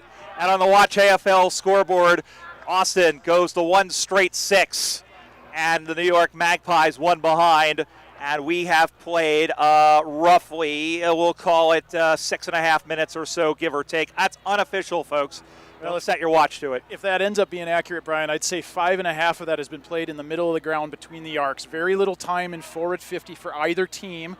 They've tried a few forward 50 entries. They've had some opportunities each side. Austin, the first one to convert on the major. 40 minutes is not a lot of time. It's 1/2 of a standard game, but in this particular game, momentum can swing, and you can also hang on to it. Here come the Pies into attack. Ball gets knocked down, scooped up by Dragas. Little 1-2 do-si-do. Short weighted kick, but right at the feet of Daniel Brown, who goes up on the far side now and trying to get it in front of the growing room-only crowd, the grazing room-only crowd in front of this lush grass here in Tucson. Ball goes up on the far side where it's marked nicely. Little handball, plays it off to Kane Murphy. Murphy with a ping for goal! Bang, bang, go the Austin Crows! And they are on top. 2 straight 12 for Austin, 1 behind New York. That's on the Watch AFL scoreboard, and that was pretty. Gosh, that was fast, Brian. I wish I had a stop clock from the point at which Christian Merritt Money picks up that ball on halfback. He played out laterally. That gets the point of attack changed.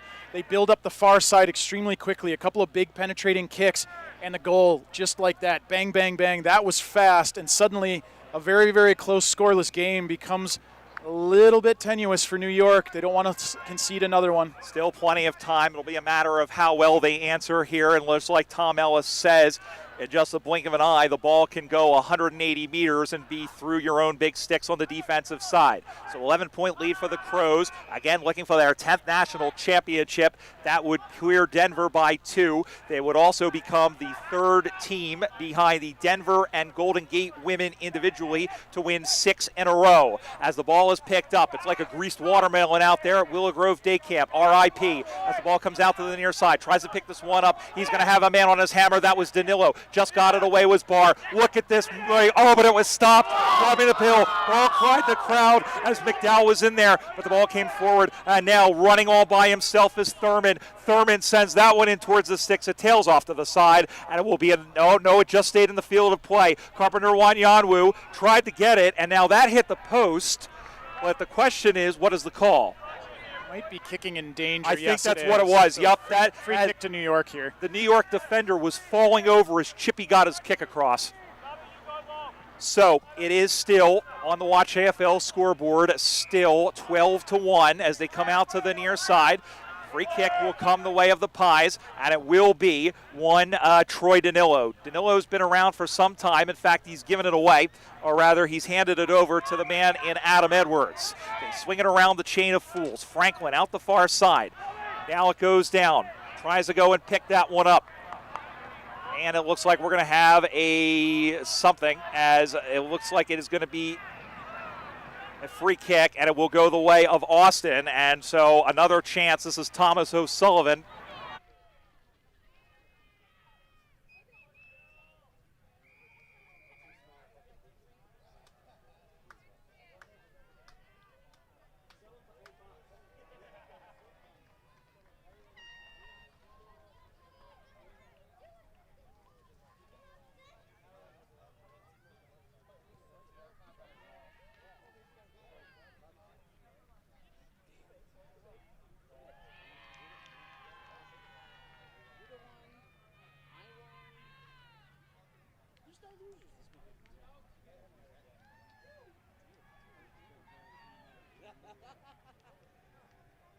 I love that you were able to scrounge this guy up. I got it from way out of people than you. Across it, I was like, I moved with this. Yeah, man. I don't have my white one. I have a neon green one. And then we released a new one, which isn't like this. It's more like the jersey system. Which, by the way, what do you think of those jerseys? Oh no! At this point, this is the end. Right, so like that's like open glass. This is.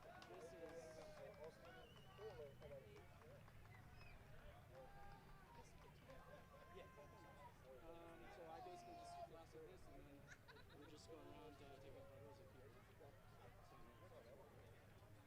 Well, I mean, how much longer are you? I don't mind sticking around, but yeah, let's go.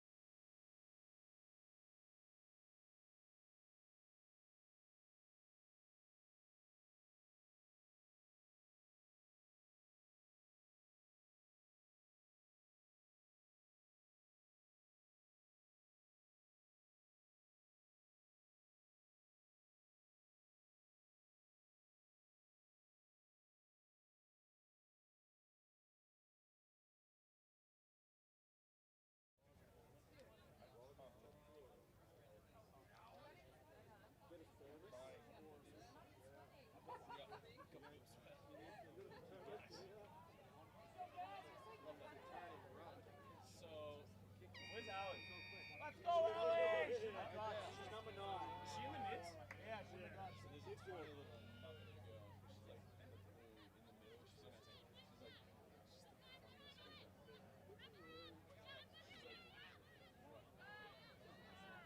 in there, Ellie! to remember is they're trying to kick it between. This isn't relevant. So all you need, so they punch it and kick it, but all they're trying to do is put it between the two big sticks. And if she catches it, so she gets a break. She's caught it. So I'd kick it off. If she catches her, she has to she will get tackled.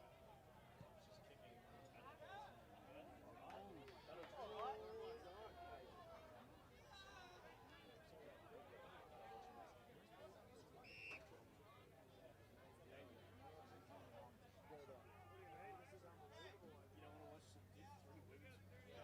and what?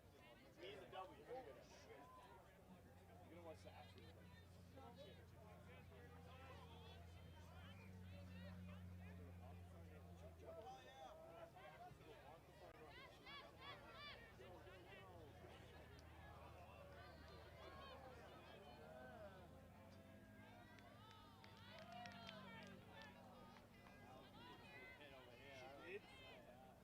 Should have jumped right back up and ran off the shit.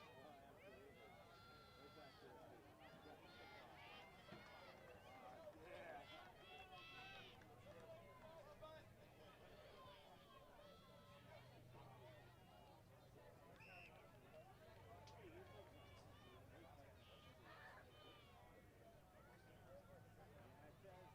Not deep, but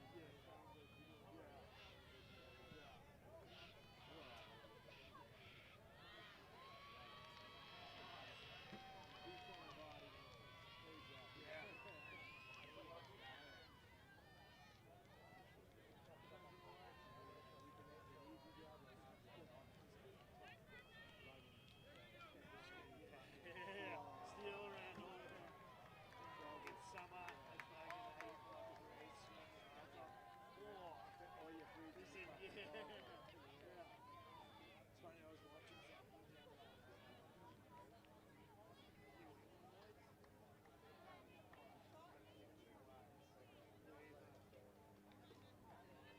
Too cold, it's on burnt oil, or heat.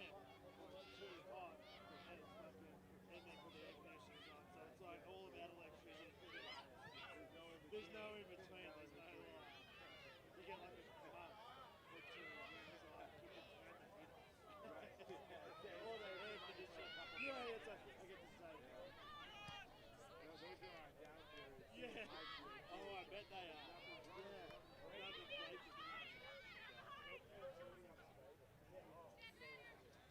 Whoa!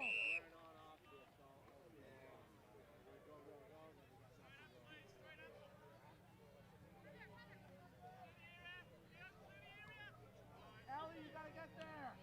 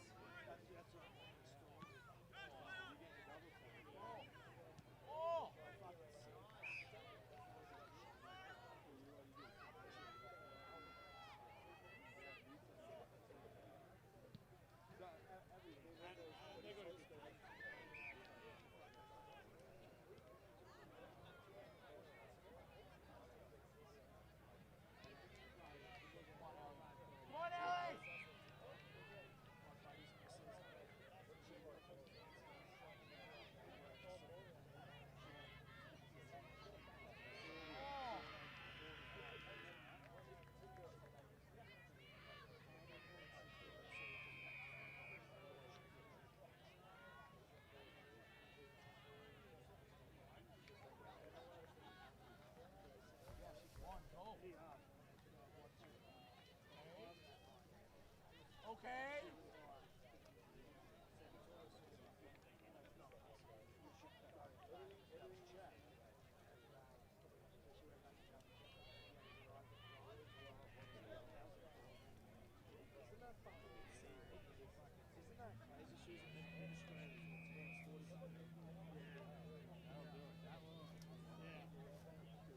Yeah.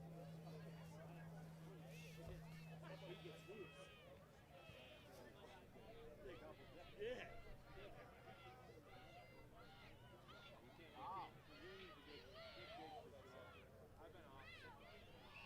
I've been on and off.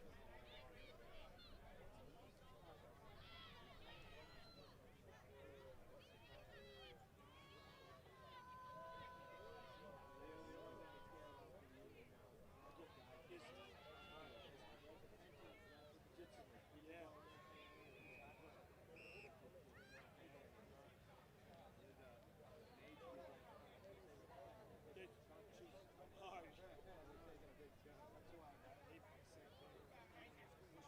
If you retire now, we'll give you 10 grand just to retire cash. Because they're like, oh, fuck.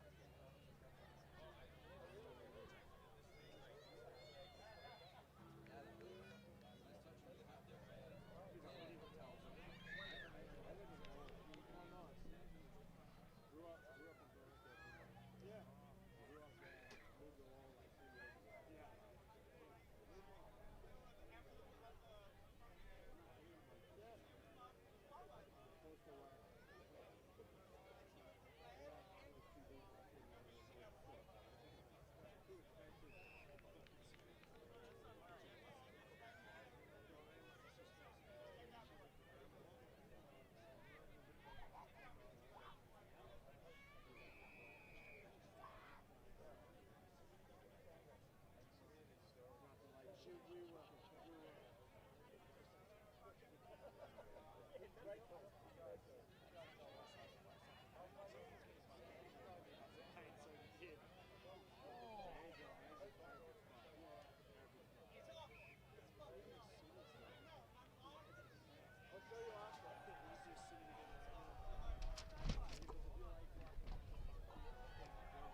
Yeah, guys. Yeah.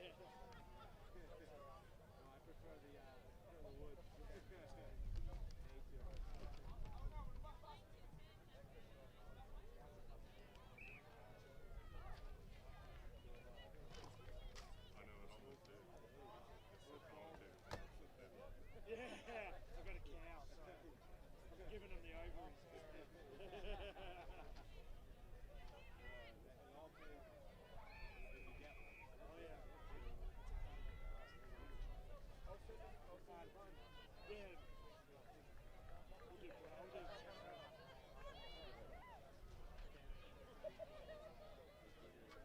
Oh, is he? He did that last year too.